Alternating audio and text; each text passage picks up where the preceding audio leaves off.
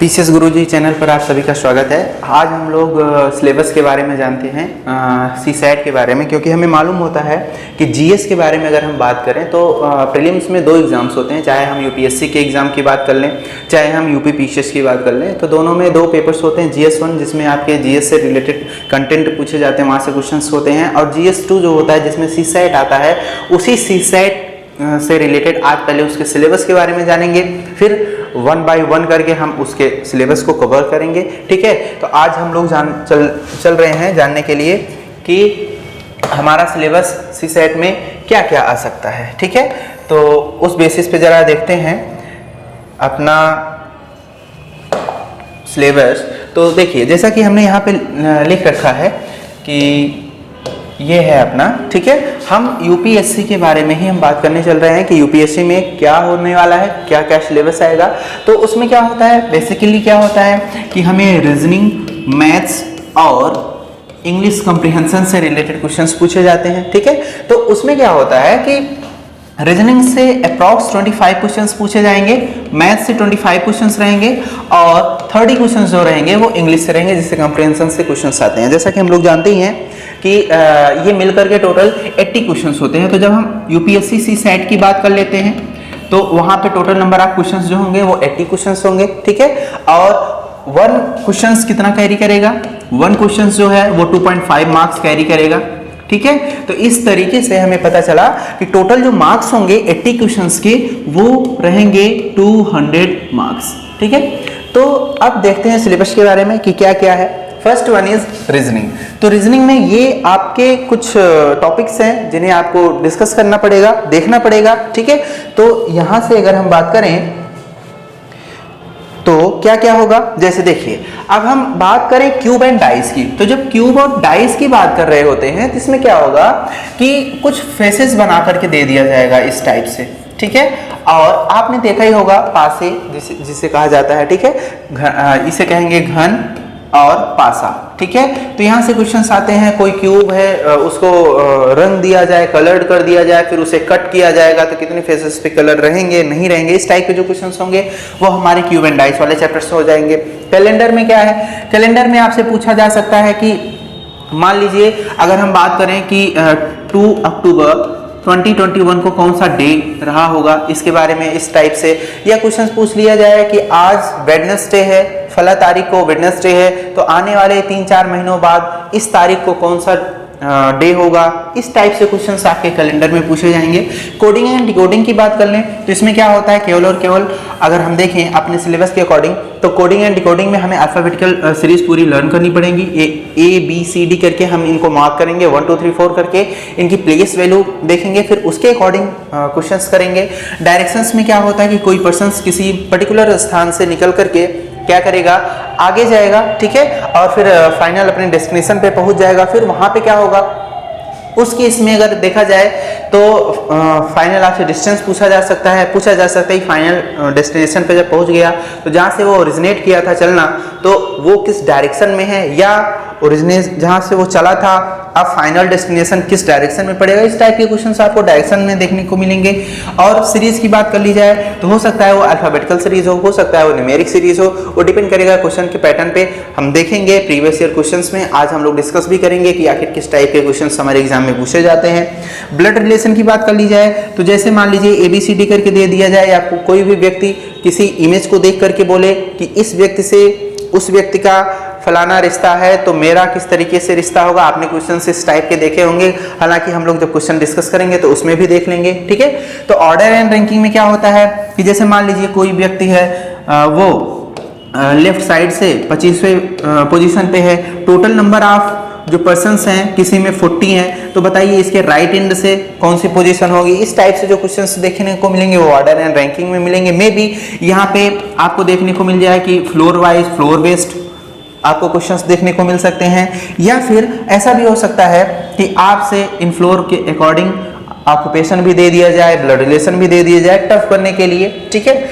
आगे सिलॉक्स में देख लें तो सिलॉक्स में क्या होता है, जैसे अगर हम बात करें, जैसे अगर हम सिलॉक्स की बात कर रहे हैं तो सिलॉक्स में बात करने के लिए हमें देखना पड़ेगा क्या, जैसे आपसे कहा कि सम A is B, मतलब कुछ ए जो हैं वो बी हैं, ठीक है, कुछ बी सी हैं, सम बी आर सी, ठीक है, इस टाइप से क्वेश्चन हो। फिर आपसे कुछ कंक्लूजन्स दिए रहे होंगे, ठीक है, क्वेश्चंस में दिए जाएंगे कंक्लूजन्स, और उसके बेसिस पे आपको निकालना पड़ेगा आंसर अपना।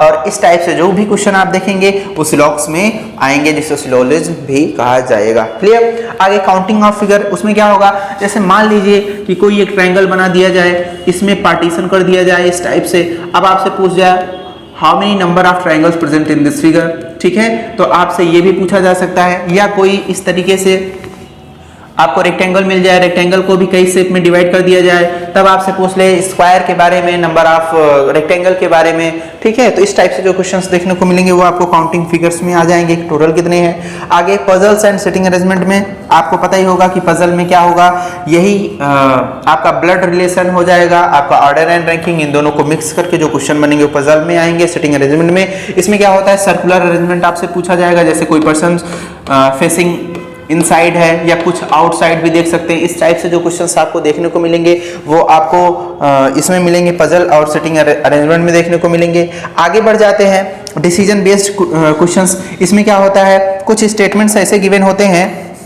जैसे मान लीजिए कुछ स्टेटमेंट्स ऐसे दिए रहेंगे कि यदि पहला दे दिया जाए कि किसी व्यक्ति को बैंक की नौकरी करनी है तो क्या होना चाहिए, उसके पास हाई स्कूल में मैथ एज अ सब्जेक्ट होना चाहिए। सेकंड स्टेटमेंट आपसे दे दिया जाए कि 12th में उसका अकाउंट एज अ सब्जेक्ट होना चाहिए, ठीक है। इस तरीके से ग्रेजुएशन में भी थर्ड स्टेटमेंट दे दिया जाए कि ग्रेजुएशन में उसका मान लीजिए मैथ्स एज अ सब्जेक्ट होना चाहिए, ठीक है। तो इस तरीके से आपको कुछ स्टेटमेंट में बस एक एग्जांपल बता रहा हूं, आपको एग्जांपल के अकॉर्डिंग हमें देखना होगा। और फिर उसके बाद कहेगा कोई एक रमेश नाम का बंदा है, ठीक है, जिसने हाई स्कूल में साइंस लिया था लेकिन मैथ्स नहीं लिया था। 12th में दे दिया जाए कि उसके पास अकाउंट एज अ सब्जेक्ट था और ग्रेजुएशन में भी मैथ्स एज अ सब्जेक्ट था, तो क्या रमेश को बैंक की नौकरी मिलेगी। इस टाइप से जो क्वेश्चंस होंगे वो डिसीजन बेस्ड क्वेश्चंस होते हैं। हम लोग जब डिस्कस करेंगे तो देखेंगे।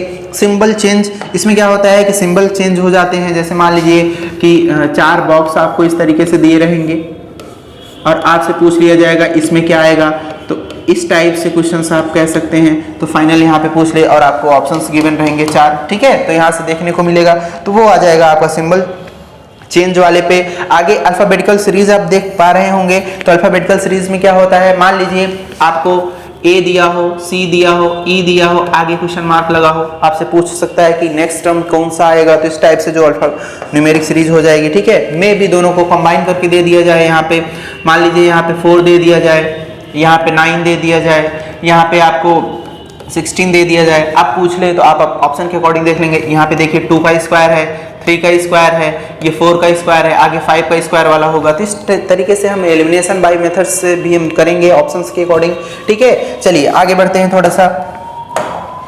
अब अगर हम आगे की बात कर लें तो अब क्या होगा, अगला हमें टॉपिक देखने को मिल रहा है क्लॉक, ठीक है। तो जब हम क्लॉक की बात करेंगे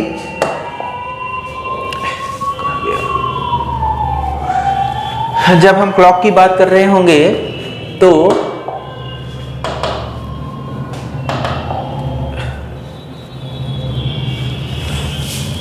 इसमें किस टाइप से क्वेश्चंस आएंगे, आपको हो सकता है किसी स्पेशल कैटेगरी में पूछ लिया जाए, ठीक है।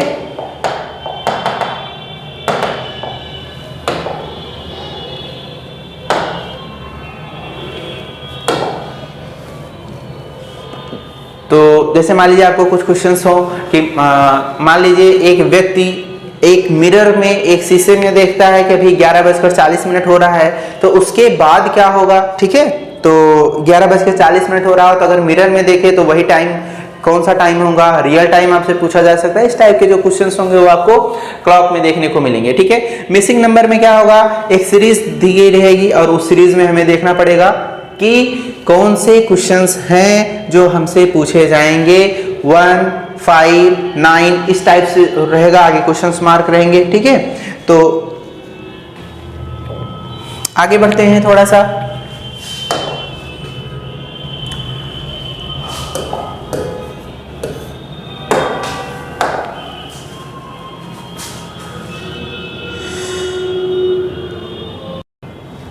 तो हम लोग बात कर रहे थे क्लॉक के बारे में, ठीक है। तो अब यहीं अगर हम बात कर लें कि क्लॉक के क्वेश्चंस कैसे होंगे, जैसे मान लीजिए आपको कहेगी कोई पर्सन मिरर में देखता है और मिरर में उसे क्लॉक की जो टाइमिंग है, ठीक है, वो दिखाई देती है 11:40 की। तो बताइए एक्चुअल टाइम क्या होगा उसका, ठीक है। तो जब आपसे एक्चुअल टाइमिंग के बारे में बात करेगा कि इस समय रियल टाइम क्या हो रहा होगा घड़ी में, तो इस टाइप से जो क्वेश्चंस आपको देखने को मिलेंगे वो क्लॉक में देखने को मिलेंगे। मिसिंग नंबर में क्या होगा देखिए जरा, जैसे मान लीजिए यहाँ पे आपको एक रेक्टेंगल बना दिया जाए इस टाइप से, ठीक है, और यहाँ दिया जाए आपसे 9, ठीक है, 27 एंड 81 आगे दे दिया जाए, आपको यहाँ पे क्वेश्चन मार्क दे दिया जाए, आगे आपको बताना है कि अगला क्या होगा, दैट इज 16, दैट इज 64, ठीक है। हमें पता ही होगा कि यहाँ पे किस तरीके से रिलेशन एस्टेब्लिश करना होगा, this is 3 square 3 cube 3 to the power 4, उसी तरीके से यहाँ पे क्या हो जाएगा 2 स्क्वायर 2 टू द पावर 4, है ना। तो इस टाइप से जो सीरीज देखेंगे वो क्वेश्चंस हमारे किस में मिलेंगे, मिसिंग नंबर में मिलेंगे। क्लियर, चलिए आगे बढ़ जाते हैं। फिर अगला जो है हमारा टॉपिक अगर देखेंगे ध्यान से, आगे अगर हम बात करें तो मैथ्स, ठीक है। तो ये जो क्वांट है हमारा, इसके बारे में हम बात करने चल रहे हैं। तो क्वांट में किस टाइप से किस बेसिस पे क्वेश्चंस आपसे पूछे जाएंगे, तो यहाँ अगर हम बात करें पर्टिकुलर टॉपिक की बात कर रहे हैं हम लोग, ठीक है। तो परसेंटेज आपने देखा होगा कि परसेंटेज से जो क्वेश्चंस बनते हैं, जैसे मान लीजिए कि A is the 12% of B, ठीक है, then how many percentage of B is of A, ठीक है। तो यदि A जो है B का 12% है तो B A का कितना परसेंटेज होगा, तो इस टाइप से क्वेश्चन, और ये बहुत सारे क्वेश्चंस बनेंगे आपको परसेंटेज में देखने के लिए। रेशियो एंड प्रोपोर्शन में क्या होता है, दो क्वांटिटीज दी गई होंगी A/B इक्वल्स टू मान लीजिए 2:3, ठीक है। तो इस टाइप से जो क्वेश्चंस आपको देखने को मिलेंगे, या हो सकता है कि आपको मार्क्स दिए गए हो ऑब्टेन कराएं, अभी हाँ हम लोग क्वेश्चन करेंगे तो वहाँ पे देखेंगे किस टाइप से क्वेश्चन करेंगे हम लोग। तो रेशियो एंड प्रोपोर्शन में भी हो जाएगा।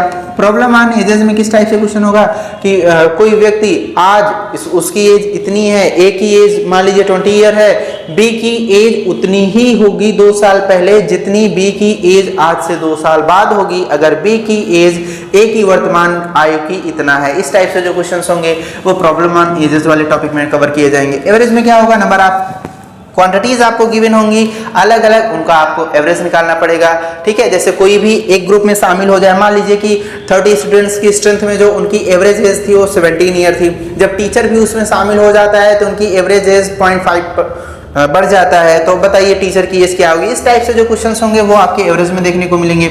HCM और LCM की बात करेंगे तो वहां पे देखेंगे कि पर्टिकुलर आपको 2 से 3 नंबर्स दिए गए रहेंगे। यह हो सकता है कि जैसे मान लीजिए कि कोई एक कपड़ा है, उसे नापना है, मेजर करना है, मेजर करते टाइम हमें एक स्केल दी जाए और आपसे पूछा जाए कि मैक्सिमम कितने टाइम हम लोग उसको मेजर कर सकते हैं या मिनिमम कितने इक्वल पार्ट में डिवाइड कर सकते हैं। इस टाइप से क्वेश्चंस हमें SCF एंड LCM में देखने को मिलेंगे। आप परम्यूटेशन एंड कॉम्बिनेशन की बात करेंगे तो कोई पर्टिकुलर नंबर होगा, आपने पता ही होगा कि NCR और क्या होता है A to the power n-r, इस टाइप से जो क्वेश्चंस होते हैं वो आएंगे परम्यूटेशन एंड कॉम्बिनेशन में। या परम्यूटेशन की पर्टिकुलर की बात करेंगे तो NPR टाइप के जो क्वेश्चंस होते हैं वो आ जाएंगे हमारे परम्यूटेशन एंड कॉम्बिनेशन में। अच्छी बात यह है कि यहाँ से क्वेश्चन 1 या 2 बनता है, ठीक है, क्योंकि अभी अभी हमने आपको बताया था कि टोटल नंबर ऑफ क्वेश्चंस कितने हैं, 80 हैं, ठीक है। टोटल मार्क्स कितने होंगे, अगर 80 क्वेश्चंस हैं तो 200 मार्क्स हैं, तो 1 क्वेश्चन कैरी 2.5 मार्क्स, ठीक है। आगे अगर हम बात करें तो हमें रिक्वायर्ड कितना होता है, 1/3 चाहिए होगा, दैट मीन्स 33% केवल हमें क्वालिफाई करना है, इसमें मास्टर नहीं करना, ठीक है। तो इसलिए हमें ओवरऑल 27 क्वेश्चंस ही सही कर लेने हैं। अगर सही हो जाए 27 क्वेश्चंस तो हम सी सेट क्या करेंगे, क्वालिफाई कर जाएंगे। बस एक क्वालिफाइंग इन नेचर होता है, तो हमें इतना ही ध्यान देना है। आगे बढ़ते हैं। नंबर सीरीज में क्या होता है, नंबर सीरीज में विभिन्न टाइप के नंबर्स होंगे, जैसे मान लीजिए नेचुरल नंबर हो गया, होल नंबर हो गया, आगे आपका रेशनल नंबर हो गया, आगे इरेशनल नंबर्स हो गए, और भी बहुत सारे रियल नंबर वगैरह हो गए, ठीक है। तो इस टाइप के जो नंबर्स आएंगे उनसे बेस्ड क्वेश्चंस होंगे। जैसे मान लीजिए आपसे कहा जाए कि कोई रियल नंबर है, तो रियल नंबर में हमें क्या करना है, मान लीजिए x प्लस 1/x की वैल्यू उन्होंने 2 दे रखी हो और आपसे पूछ ले x to the power 4 plus 1/x to the power 4 की वैल्यू क्या होगी। तो इस टाइप से जो क्वेश्चंस होंगे वो सब आपके नंबर सीरीज में देखने को मिलेंगे। यहाँ तक कोई डाउट नहीं होना चाहिए आपको। आगे बढ़ते हैं डाटा इंटरप्रिटेशन में। डाटा इंटरप्रिटेशन में क्या होगा, विभिन्न टाइप के क्वेश्चंस होंगे, वहाँ वेरियस टाइप क्वेश्चंस हमें देखने को मिलते हैं, जिसमें क्या होगा, हो सकता है कि वो इस फॉर्मेट में परसेंटेज के अकॉर्डिंग डिवाइड करके चीज़ों को दे, या हो सकता है टेबुलर फॉर्म में दे, इस टाइप से रेक्टेंगल फॉर्मेट में कि पर्टिकुलर ईयर में 2 कंपनियों की जो है इनकम इतनी है, ठीक है, उनकी सेविंग इतनी है। इस टाइप से जो क्वेश्चंस मिलेंगे वो आपको डाटा इंटरप्रिटेशन में मिलेंगे। स्पीड, टाइम एंड डिस्टेंस की बात कर ली जाए, जैसे मान लीजिए कि कोई व्यक्ति है, आपको पता ही होगा कि कोई, मान लीजिए ट्रेन की ही बात कर लें। अच्छा, प्रॉब्लम ऑन ट्रेन्स और स्पीड, टाइम एंड डिस्टेंस, ये दोनों टॉपिक आप ध्यान से देखिएगा। जैसे अगर कोई व्यक्ति 25 किलोमीटर पर आवर की स्पीड से जाता है तो उसे 250 किलोमीटर को कवर करने के लिए कितना टाइम लगेगा, इस टाइप के क्वेश्चंस देखने को मिलेंगे। या मान लीजिए 2 ट्रेनें हैं, ट्रेन ए जो है डेस्टिनेशन यहाँ से स्टार्ट होती है, सेम टाइम पे ट्रेन बी भी क्या करती है, इस डेस्टिनेशन से स्टार्ट होती है। अगर इसकी स्पीड मान लेते हैं 45 किलोमीटर पर आवर है, इसकी स्पीड मान लेते हैं 60 किलोमीटर पर आवर है, तो वो दोनों, वो कौन सा पर्टिकुलर डिस्टेंस होगा फ्रॉम पॉइंट बी और पॉइंट ए, जो जहाँ पे ये दोनों मिलेंगी। इस टाइप से जो क्वेश्चंस देखने को मिलेंगे वो प्रॉब्लम ऑन एजेस में मिलेंगे। बोट एंड स्ट्रीम की बात कर लें, यहाँ पे भी क्या होगा कि कोई शांत जल में है, तैर सकता है, या कोई नाव है उसकी चाल दी गई होगी स्पीड, ठीक है। फिर उसके बाद करंट या धारा की चाल दे रखी होगी, तो आपसे पूछेगा किसी पर्टिकुलर डिस्टेंस को कवर करने के लिए वो जाता है up stream and down stream, मतलब अनुप्रवाह में और धारा के विपरीत दिशा में जाता है, उसे इतना टाइम लगता है, तो बताइए टोटल डिस्टेंस क्या होगी। इस टाइप के जो क्वेश्चंस होंगे आपको बोट एंड स्ट्रीम में देखने को मिलेंगे। टाइम एंड वर्क की बात कर ली जाए तो कोई, मान लीजिए कोई व्यक्ति है ए, किसी काम को 20 दिन में खत्म कर सकता है, बी 30 दिन में खत्म कर सकता है, दोनों मिलकर के उस काम को खत्म करें तो कुल कितना टाइम लगेगा। इस टाइप के क्वेश्चंस आपको टाइम एंड वर्क में देखने को मिलेंगे। Pipe and system same as it is time and work की तरह है कि कोई टंकी है, मान लीजिए, जिसे पाइप ए 5 घंटे में भर सकता है, पाइप बी उसे 4 घंटे में भर सकता है, और एक पाइप सी है उसे 2 घंटे में खाली कर सकता है। तो तीनों एक साथ अगर ओपन कर दिए जाए तो टैंक को भरने में या खाली होने में कितना टाइम लगेगा। इस टाइप के क्वेश्चन आपको देखने को मिलेंगे पाइप एंड सिस्टम में। मिक्सचर एंड एलिगेशन में क्या होगा कि मान लीजिए आपके 30 रुपये पर केजी चीनी है और एक है 50 रुपये पर केजी चीनी, दोनों को मिक्स कर दिया जाए तो प्रॉफिट एंड लॉस से जो है क्वेश्चंस बन जाएंगे, ठीक है। तो किस रेशियो में बेचा जाए कि उसे प्रॉफिट हो, किस रेशियो में बेचेगा तो लॉस होगा। इस टाइप के जो क्वेश्चंस होंगे मिक्सचर एंड एलिगेशन में देखने को मिलेंगे। आगे बढ़ते हैं प्रॉफिट एंड लॉस। जैसे मान लीजिए कोई व्यक्ति है, उसकी कॉस्ट प्राइस, मान लीजिए कोई टीवी खरीद के लाता है, कॉस्ट प्राइस 100 रुपये है, ठीक है सपोज, या मान लो 21,000 रुपए है, ठीक है, 21,000। तो आपसे पूछेगा कि 10% प्रॉफिट लेने के लिए उसका एसपी कितना होगा। तो आपको इस टाइप के क्वेश्चंस देखने को मिलेंगे कहाँ पे, profit and loss. SI and CI, simple interest and compound interest, आप 6th क्लास से ही पढ़ते आ रहे हैं तो आपको पता ही है, ठीक है। आगे बढ़ जाते हैं तो आगे हमें देखने को मिलेगा नंबर सिस्टम, जो कि एक बार हो ही चुका है। मेंसुरेशन में किस टाइप के क्वेश्चंस देखने को मिलेंगे ये जरा हम लोग यहाँ पे चेक करते हैं, ठीक है। तो देखिए मेंसुरेशन में क्या होगा, मे बी आपको कह दिया जाए कि कोई एक ट्राइंगल है जिसका बेस मान लेते हैं 10 मीटर है, ठीक है। आपको ये भी बता दिया जाए ये 20 है, ये 30 है, तो what is the area of the triangle, इस टाइप के क्वेश्चंस। या आपसे कोई सर्कल हो, इस टाइप से बना हो, ठीक है, और उसे बीच में कट कर दिया जाए तो आपसे सेमी सर्कुलर पाथ का टोटल पूछ ले, तो इसके लिए आपको पता होना चाहिए सर्कमफ्रेंस क्या होता है, इसका सर्कमफ्रेंस क्या होता है, इसका पेरीमीटर क्या होता है, ठीक है, एरिया। उसके बाद मेंसुरेशन को और 3D में लेके जाएंगे, कोन, सिलेंडर, स्फीयर, मतलब आपका शंकु हो गया, बेलन हो गया, उन सब के आयतन, वक्र पृष्ठ और संपूर्ण पृष्ठ का क्षेत्रफल, ये सब हमें देखना पड़ेगा मेंसुरेशन में। तो अभी तक जो हम लोगों ने डिस्कस किया ये केवल और केवल यूपीएससी सीसेट के बारे में बात कर रहे हैं, जितने भी टॉपिक्स उसमें पूछे जाते हैं। तो अगर हम आगे बढ़ जाते हैं तो आगे में क्या मिलेगा, इंग्लिश कॉम्प्रिहेंशन है, और इंग्लिश कॉम्प्रिहेंशन में देखने को मिलेगा कि केवल और केवल इंग्लिश से आपके यूपीएससी में देखा जाएगा तो केवल और केवल कॉम्प्रिहेंशन बेस्ड क्वेश्चंस आएंगे। आपको एक कॉम्प्रिहेंशन दिया रहेगा, उसी से बेस्ड क्वेश्चंस आपसे पूछे जाएंगे, ठीक है। तो ये सब आपको यहाँ पे सीसेट की क्लास में बताया ही जाएगा। आगे बढ़ जाते हैं तो अब यहीं पे आपका हो जाता है खत्म ये टोटल जो आपका था रीजनिंग, इधर मैथ्स या क्वांट, ठीक है, और उसके बाद इंग्लिश कॉम्प्रिहेंशन। ये है यूपीएससी का सिलेबस जो कि आपने देखा बहुत ही अच्छे तरीके से। ध्यान रखिएगा ये केवल हमने यूपीएससी सीसेट के बारे में बात किया है। अब हम लोग यूपीपीसीएस सीसेट की बात करेंगे जो कि 2018 से इंप्लीमेंट हुआ है, ठीक है। आगे बढ़ते हैं। देखिए तो ये आपको मोटे मोटे तौर पे दिखाई दे रहा है कॉम्प्रिहेंशन, जिसे विस्तारीकरण कहा गया, अंतर्वैयक्तिक क्षमता जिसमें संप्रेषण कौशल, कम्युनिकेशन स्किल्स की बात की जा रही है। आपको अब क्वेश्चंस इससे भी देखने को मिल रहे हैं। तार्किक एवं विश्लेषणात्मक योग्यता, आपको कोई पर्टिकुलर क्वेश्चंस दिया रहेगा, उसको देखना पड़ेगा जिसे आप रीजनिंग समझ सकते हैं, ठीक है। निर्णय क्षमता, जिसे आपने डिसीजन मेकिंग अभी जस्ट पहले समझा। सामान्य बौद्धिक योग्यता के बारे में बात की जाए तो ये मैथ से रिलेटेड हो जाएगा, ठीक है। अब इनको क्या करते हैं, वन बाय वन डिस्कस करते हैं, ठीक। तो ये आपकी मैथ्स हो गई, प्रारंभिक गणित हाई स्कूल स्तर तक, अंक गणित, बीज गणित, रेखा गणित और सांख्यिकी रहेगी। सामान्य अंग्रेजी हाई स्कूल स्तर तक, सामान्य हिंदी हाई स्कूल स्तर तक, जो 10th तक के लेवल का होगा वही आपको करना पड़ेगा। आगे बढ़ जाते हैं, पर्टिकुलर आपको देख लेते हैं कि इसमें पर्टिकुलर टॉपिक्स क्या क्या हैं, ठीक है। चलिए अब बात करते हैं संख्या पद्धति। जस्ट अभी हम लोगों ने यूपीएससी सीसेट के बारे में देखा क्या क्या आएगा। तो प्राकृतिक नेचुरल नंबर्स हो जाएंगे, पूर्णांक होल नंबर्स हो जाएंगे, परिमेय रेशनल नंबर, अपरिमेय इरेशनल नंबर, वास्तविक रियल नंबर्स, पूर्णांक संख्याएं मतलब होल नंबर्स, और विभाजक डिवीजक जो डिवीजन किए जाएंगे, अविभाज्य जो होंगे प्राइम नंबर होंगे, ठीक है। और पूर्णांक संख्याओं का लघुत्तम समापवर्तक मतलब एलसीएम और एचसीएफ की बात की जाएगी। तो ये पर्टिकुलर टॉपिक्स हो जाएंगे आपके अंक गणित से, ठीक है, जिसे अरिथमेटिक कहा जाएगा। दूसरा टॉपिक है आपका औसत, और औसत में भी आपने एवरेज अभी जस्ट ऊपर हमने बताया ही आपके, ठीक है। आगे बढ़ जाते हैं तो अगला क्या है आपका, आगे है आपका अनुपात और समानुपात, that means ratio and proportion, just अभी बताया हमने।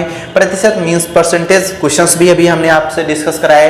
प्रॉफिट एंड लॉस, ब्याज, साधारण एवं चक्रवृद्धि मतलब एसआई एनसीआई की बात कर रहा है। वर्क एंड टाइम हो गया आपका। उसके बाद आपका स्पीड, टाइम एंड डिस्टेंस हो गया, जस्ट अभी हम लोगों ने डिस्कस किया था। आगे बीजगणित की बात कर लें तो बहुपद के गुणनखंड, यहाँ थोड़ा सा आपका क्या हो जाता है, डिफर कर जाता है आपके यूपीएससी सीसेट से। बहुपद के गुणनखंड मींस पॉलिनोमियल। अगर हम पॉलिनोमियल की बात करें और उनके फैक्टर्स की बात करेंगे तो वहां पे जो क्वेश्चंस पूछे जाएंगे वो आपके यूपीपीसीएस के सीसेट में पूछा जाता है। और बहुपदों के लघुत्तम समापवर्त मतलब आपसे पूछ रहा है पॉलिनोमियल्स के एचसीएफ और एलसीएम के बारे में, ठीक है।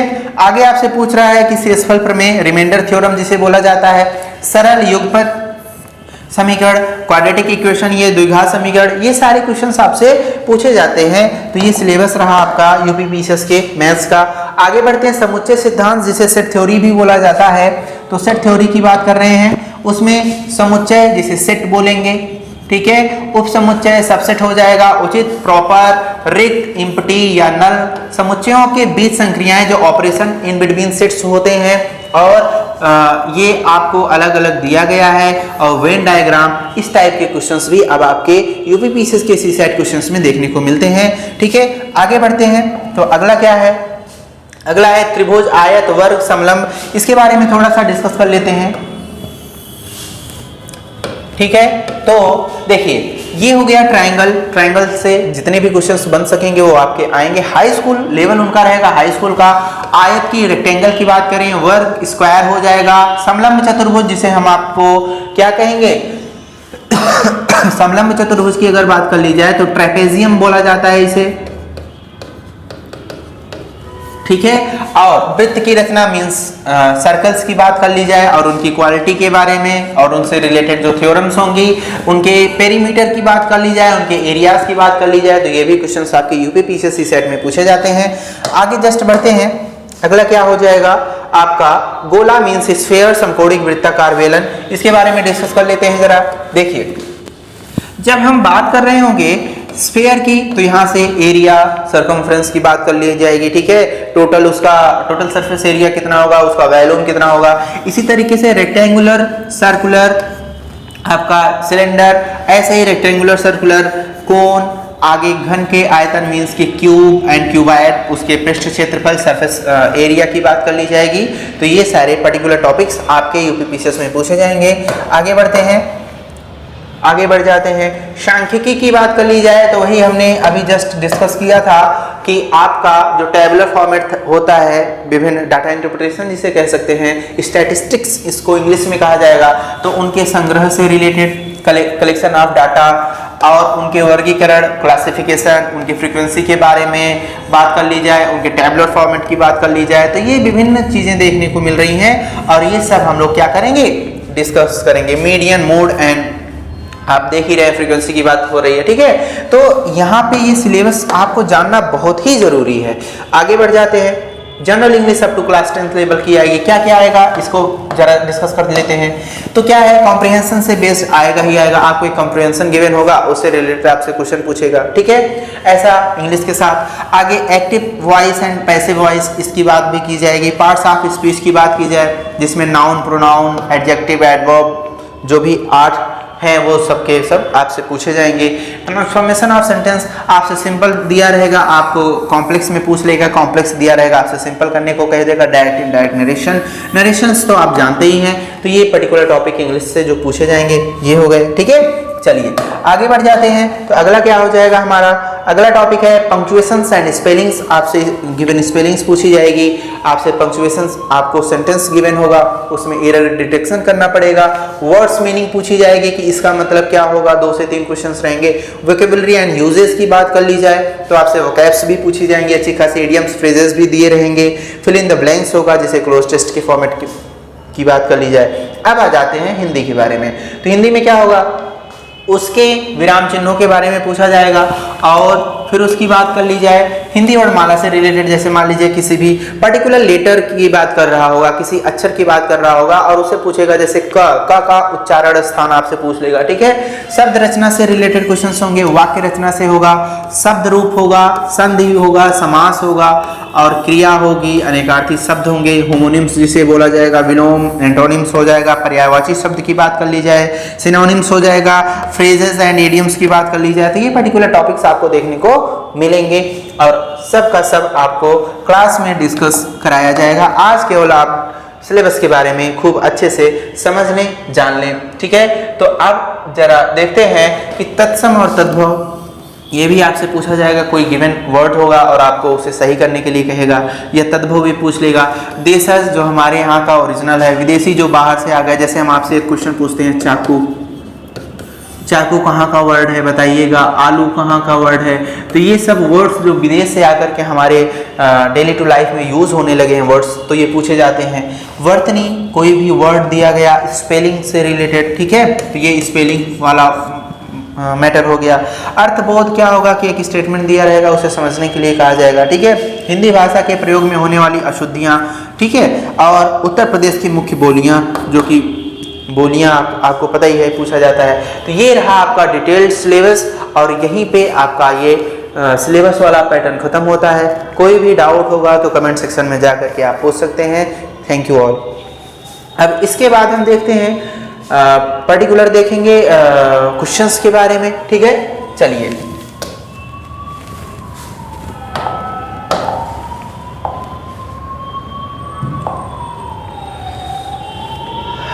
अब देखिए यहाँ पे कुछ क्वेश्चंस हैं, ये हमें देखने होंगे, ठीक है। तो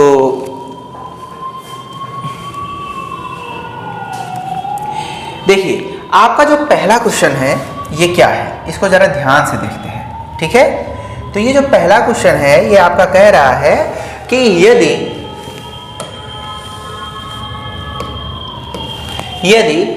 3 to the power, if 3 to the power 2019 is divided by 10, then what is the remainder? यदि 3 की घात 2019 को 10 से विभाजित किया जाए तो क्या शेष रहेगा। ध्यान रखिएगा ये हूबहू आया हुआ प्रीवियस ईयर क्वेश्चन है, पिछले साल ही पूछा गया आपका क्वेश्चन है 2021 का। यूपीएससी प्रीलिम्स में पूछा गया था, जीएस सेकेंड पेपर में, जिसे आप सीसेट के नाम से भी जानते हैं। ठीक है, तो अब ध्यान रखिएगा हमारा जो भी क्वेश्चन है इसके बारे में। क्वेश्चन क्या कह रहा है? क्वेश्चन कह रहा है कि 3 टू द पावर 2019 को 10 से विभाजित किया जाए तो क्या शेष रहेगा। इस टाइप के क्वेश्चंस देखो देखते ही सॉल्व हो जाने चाहिए, क्योंकि देखिए 3 को हम क्या लिख सकते हैं, अगर ध्यान से देखा जाए तो इसे लिख सकते हैं 3 इंटू 3 टू द पावर 2019। देखिए एक सेकेंड, अगर ध्यान से देखा जाए, ठीक है, तो ये आपका 8 होगा। ठीक है, तो क्यों? क्योंकि देखिए जब भी a की पावर n प्लस 1 होता है, इसे हम क्या कर सकते हैं, a to the power n into a to the power 1 के फॉर्मेट में अलग से लिख सकते हैं। तो हमने भी कुछ नहीं किया, जो हमारा 3 टू द पावर 2019 था, इसको हमने डिवाइड किया 3 to the power 1 into 3 to the power 2018 में। अब देखिए यहाँ पे क्या होगा, ये एज इट इज रहेगा और इसे हम लिख सकते हैं 3 square whole to the power 1009 लिखा जा सकता है, इसमें कोई डाउट नहीं। तो ध्यान दीजिएगा, ये हो जाएगा आपका 3 इंटू 9 और 9 टू द पावर 1009। क्लियर हुआ? अब देखो यहाँ से इसके 2 टाइप है, मैं दोनों टाइप बताऊंगा। पहले टाइप 1 की बात कर ली जाए, ठीक है, सॉल्व करने की। तो इसमें क्या होगा, हमें 10 से डिवाइड करना है, तो कुछ नहीं करना, यहाँ पे 9 को हमें 10 के फॉर्मेट में लिखना है। तो क्या लिख सकते हैं, -1 टू द पावर 1009 इंटू 3। तो हमारा ये कभी भी -1 की पावर जब ऑड नंबर विषम संख्या होती है, तो यहाँ पे हमें एक चीज देखने को मिलता है कि वहां माइनस आ जाएगा, तो ये हो गया -3 और -3 को 10 से डिवाइड करना है। इसका मतलब सिर्फ और सिर्फ इतना है कि 10 minus 3 divided by 10, that means 7/10। तो हमें पता चल गया कि रिमाइंडर हमारा क्या हो गया, 7 हो गया। तो हमारा जो आंसर होगा that is option number C. Clear हुआ? अब टाइप 2 की बात कर लें कि हम दूसरे टाइप से कैसे लगा सकते थे। हमें एक चीज पता होनी चाहिए कि इसे हम किस फॉर्मेट में चेंज कर सकते हैं। उसके लिए एक बार फिर से देखते हैं।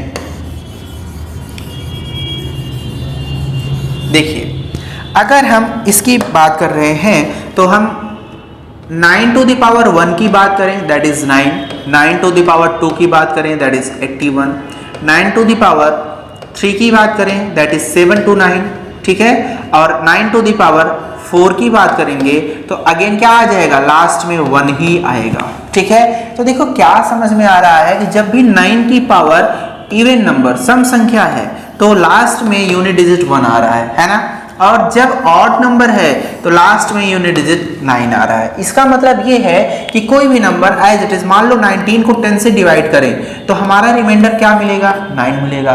मान लो 21 को 10 से डिवाइड करें तो हमारा रिमाइंडर क्या मिलेगा, 1 मिलेगा। दैट मीन्स कि जिसका भी यहाँ पे हमें इसको ब्रेक करना पड़ेगा, किस फॉर्मेट में, 4n प्लस x के फॉर्मेट में। तो ये हो जाएगा 3 इंटू 9 टू द पावर, अगर हम इसे 4 से डिवाइड करेंगे तो कितना आ जाएगा, दैट इज 4 इंटू 251। जब आप ऐसा करेंगे तो ये कितना आ जाएगा, अच्छा 51 नहीं 52 आप कर लीजिए इसको, ठीक है, और प्लस 1। तो एक चीज हमें यहाँ पे ये पता चल गया कि जब हम इसको इस फॉर्मेट में लिखेंगे तो इसे ऐसे भी तो लिख सकते हैं 9 टू द पावर 4, क्योंकि यूनिट डिजिट तो हमेशा 1 ही आनी है, into 9 to the power 1। Clear हुआ? तो हमें पता है इसमें हमेशा क्या मिलेगा, 1 मिलेगा। ठीक है, यहां क्या मिल रहा है, यहां 3 है ही, इसको थोड़ा सा आगे बढ़ा लेते हैं। ठीक है, तो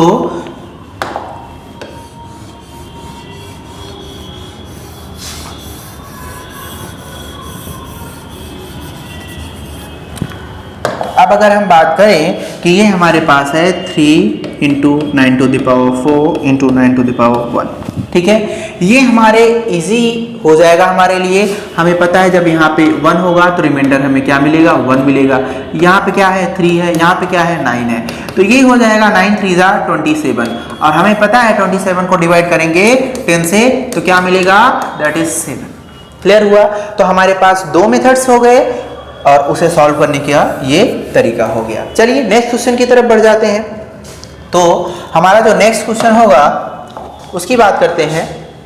नेक्स्ट क्वेश्चन है कि एक दिया गया नंबर है और उस नंबर को हमें क्या करना पड़ेगा, सॉल्व करना पड़ेगा। कह रहा है कि इतना बड़ा नंबर अगर काउंट किया जाए 1 2 3 4 5 6 7 8 9 10 11 डिजिट कोई नंबर है।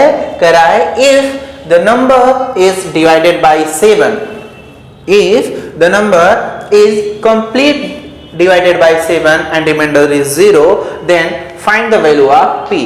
यदि इस संख्या को 7 से विभाजित करने पे यह पूरी तरीके से कट रही है तो आपको p का मान निकालना है। देखो इसके लिए कोई आप पर्टिकुलर मेथड नहीं ले जा सकते हैं, क्योंकि हमें पता है कि जब हम डिविजिबिलिटी रूल देखते हैं, देखो 7 तक हम आपको यहाँ पे बता देते हैं, जब हम 2 से किसी नंबर को डिवाइड करते हैं तो हमें क्या चेक करना होता है, हमें केवल इकाई वाला स्थान देखना पड़ता है, यूनिट डिजिट देखना पड़ता है।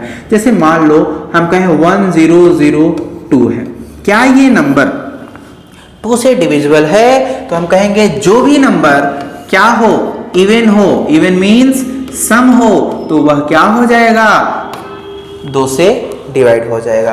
आगे बढ़ जाते हैं। थर्ड की बात करें, कोई नंबर 3 से डिविजिबल कैसे होगा? तो क्या करना पड़ेगा, हमें अंकों का योग निकालना पड़ेगा, सम ऑफ डिजिट्स, अंकों का योग क्या करना पड़ेगा, सम ऑफ डिजिट्स निकालना पड़ेगा, और इसी डिजिट्स के बाद हमें क्या करना पड़ेगा, निकाल लिया जाएगा। जैसे हम बात करें क्या 81 3 से डिविजिबल है? तो हम कहेंगे ठीक है, देख लेते हैं। 8 + 1 that is 9। Yes, 9 is the in table of 3, 3 3s are 9। तो हमें पता चल गया कि 81 3 से डिवाइड है। क्या किया हमने, केवल और केवल उस नंबर को, डिजिट को जोड़ लिया। आगे बढ़ते हैं। Next number is 4। 4 को डिवाइड करते टाइम कोई भी नंबर हो, जैसे मान लो 1 5 3 6 2 4, इतना बड़ा नंबर है, अब हमें चेक करना है, तो हमें डिवाइड करने की जरूरत नहीं है, हमें लास्ट के 2 डिजिट चेक करना है, क्या ये 4 से डिवाइड है? अगर है तो कंप्लीट नंबर क्या हो जाएगा, 4 से डिवाइड हो जाएगा। तो 4 6 24, दैट मीन्स ये कंप्लीट नंबर 4 से डिवाइड है। आगे बढ़ते हैं 5 में। 5 में क्या होना चाहिए, यूनिट डिजिट जो हो, इकाई स्थान जो है, ये क्या होना चाहिए, या तो 0 हो या तो 5 हो। ठीक है, तो वो नंबर कट जाएगा। अगर एग्जाम्पल की बात करें तो 1050, लास्ट में क्या है, 0 है, इसका मतलब ये नंबर कट जाएगा। ऐसे ही 1155, लास्ट में क्या है, 5 है, तो नंबर कट जाएगा। क्लियर? आगे बढ़ते हैं। 6 की बात करते हैं। 6 में क्या होगा, इसमें आपको चेक करना पड़ेगा कि वो नंबर 2 और 3 दोनों से एक साथ डिविजिबल होना चाहिए। अगर दोनों से कट रहा है दैट मीन्स वह नंबर 6 से भी कट जाएगा। क्लियर हुआ? जैसे हम बात करें 54 की, 54 इसके यूनिट डिजिट पे 4 है, एक सम संख्या है, इसका मतलब यह कंप्लीट नंबर 2 से डिविजिबल होगा। 5 + 4 दैट इज 9, और 9 भी 3 से डिविजिबल होता है, दैट मीन्स 54 भी 3 से डिविजिबल होगा। तो हमने चेक किया 54 2 और 3 दोनों से डिविजिबल है, तो इसका मतलब ये हो गया कि 54 6 से भी डिविजिबल होगा। क्लियर? अब आते हैं अपने नंबर पे, दैट इज 7। ठीक है, तो 7 की जब हम बात करेंगे तो अब इसमें चेक करेंगे। जैसे मान लीजिए 343 को हमें चेक करना है, क्या ये नंबर 7 से डिविजिबल है कि नहीं। तो लास्ट का यूनिट डिजिट लेंगे। अब इसे हम 2 पार्ट में डिवाइड करेंगे, एक तरफ लिखेंगे 34, एक तरफ लिखेंगे 3। तो 3 को क्या करेंगे, डबल कर देंगे, तो ये हो जाएगा 6। जो हमें मिले उसे ही यहाँ सब्ट्रैक्ट कर देना है, तो -6 करेंगे, दैट इज 28। क्या 28 7 के टेबल में आता है? यस, 7 4 28। तो इसका मतलब 343 क्या होगा, 7 से डिविजिबल होगा। तो कंप्लीटली हमें ये बात पता चल गई। लेकिन ऐसा अगर हम करना चाहें तो 9 को डबल करेंगे, 18 हो जाएगा। सब्ट्रैक्ट करोगे तो अगेन यहाँ पे 18 मिलेगा, तो P18 मिलेगा। 8 को डबल करोगे तो 16 हो जाएगा, तो वो थोड़ा कॉम्प्लिकेटेड हो जाएगा। तो इसलिए यहाँ हम by the help of options जाएंगे और पर्टिकुलर जितने भी हैं सबको रखते जाएंगे और हमारा आंसर आ जाएगा। क्लियर? चलिए, तो अब हम बात करते हैं इस नंबर की। 1 को जरा रख के देखते हैं। 3 7 9 8 1 2 5 एंड दैट इज 1 3 6 9। क्लियर? तो इसे हमें 7 से डिवाइड करना है। तो 7 5 35, 2 बचा, 9 हो गया ये, 4 जा 28, 1 बचा, आगे 8 आया तो अगेन 7 2 जा क्या हो जाएगा 14, 4 बचेगा, आगे 1 आया तो 7 5 जा 35, 6 बचा, ठीक है। आगे 2 आएगा तो 7 8 जा 56, 6 अगेन बचा, आगे 5 आएगा 7 9 जा 63, 2 बचा, ठीक है। तो आगे क्या आएगा 1 आएगा, 3 जा 21 कैंसिल आउट हो गया, आगे 3 जाएगा नहीं तो अगेन हमें नंबर उतारना पड़ेगा, ठीक है। तो क्या करना पड़ेगा हमें, 1 मिनट, हमें क्या करना पड़ेगा, हमें 36 को डिवाइड करना पड़ेगा, 5 जा 1 बचा, ठीक है, 9 और 19 जो होता है 7 से डिवाइड नहीं होता, तो हमें क्या करना पड़ेगा, इसका मतलब हमारा जो फर्स्ट ऑप्शन है ये सही नहीं है। क्लियर, चलो आगे बढ़ जाते हैं, सेकेंड ऑप्शन की बात कर लेते हैं। सेकेंड ऑप्शन में होगा ऐसा कि नहीं होगा, तो जैसे ही हम सेकेंड ऑप्शन को रखेंगे यहाँ पे क्या है, दैट इज 6, ठीक है। अब चलो यहीं पे डिवाइड कर लेते हैं, तो 7 5 जा 35, 2 9 आया, 7 4 जा 28, 1 आया, 7 2 जा 14, 4 आया, 7 5 जा 35, 6 आया, 7 8 जा 56, 6 आया, ठीक है। 7 9 जा 63 तो कितना मिला, 2 मिला, आगे 6 मिला तो 7 3 जा 21 तो 5 मिला, ठीक है। आगे 3 तो 7 7 जा 49, 4 बचा, आगे 6 तो 7 6 जा 42 तो कितना बचा 4, और आगे 9 और ये कट गया, 7 7 जा 49 हो गया सब कैंसिल आउट। दैट मीन्स जब हम p की वैल्यू क्या रखें 6 तो ये कंप्लीट नंबर 7 से डिविजिबल होगा, तो हमारा ऑप्शन हो जाएगा, एक सेकेंड, हमारा जो ऑप्शन हो जाएगा वो 6 हो जाएगा। क्लियर, चलो आगे बढ़ जाते हैं। अब देखिए भैया यहाँ पे थोड़ा सा रीजनिंग का भी एक क्वेश्चन देख लेते हैं हम लोग, ठीक है। इस क्वेश्चन में बहुत ही अच्छी बात ये है कि ये चाहे यूपीएससी की बात कर ली जाए, चाहे आपके यूपी पीसीएससी सेट की बात कर ली जाए, सब में ये पूछा जाता है। ये आपको कुछ डायरेक्शन गिवन है कि कथन नीचे दिया गया है, here the 2 statements is given and 2 conclusion is given. ये हमारा स्टेटमेंट हो गया और ये हमारा कंक्लूजन हो गया, conclusion first and conclusion second. आगे बोल रहा है कि ये चाहे जो भी दिया है, जो भी लिखा है, आपको उसे सही मानना है। ये नहीं देखना है कि बिल्ली कभी अलमारी नहीं होती, बिल्ली तो लिविंग थिंग है और अलमारी एक नॉन लिविंग थिंग है, ऐसा सोचना ही नहीं है, ठीक है। तो बस केवल जो दिया है उसको मेथड से करना है। तो आगे कह रहा है कि सभी निष्कर्षों को पढ़ें और तत्पश्चात निर्णय करें कि कौन सा निष्कर्ष दिया गया संगत है, कौन सा फॉलो कर रहा है। तो चलो ठीक है, देख लेते हैं हम लोग। क्लियर, चलिए। तो पहला है कि कुछ बिल्लियां अलमारी हैं। देखो जब हम इस चैप्टर को पढ़ेंगे तो बहुत ही अच्छे से आपको सॉल्व करवाएंगे, ठीक है। 1 बाय 1 टॉपिक वहां पे डिस्कस करेंगे। जितना भी आपके यूपीएससी एंड यूपी पीसीएस में पूछा जाएगा, दोनों का सीसेट आपका क्वालिफाई कराने के एवज में यहाँ पे आपको पूरा बताया जाएगा। क्लियर है। तो अभी हमें प्रीवियस ईयर क्वेश्चंस करना है, जैसा कि आपको पता ही है कि ये क्या है, यूपीएससी सीसेट 2021 के क्वेश्चंस को हम लोग सॉल्व कर रहे हैं। क्लियर, तो चलिए आगे बढ़ते हैं भैया, इस क्वेश्चंस को करते हैं जरा आगे बढ़ करके।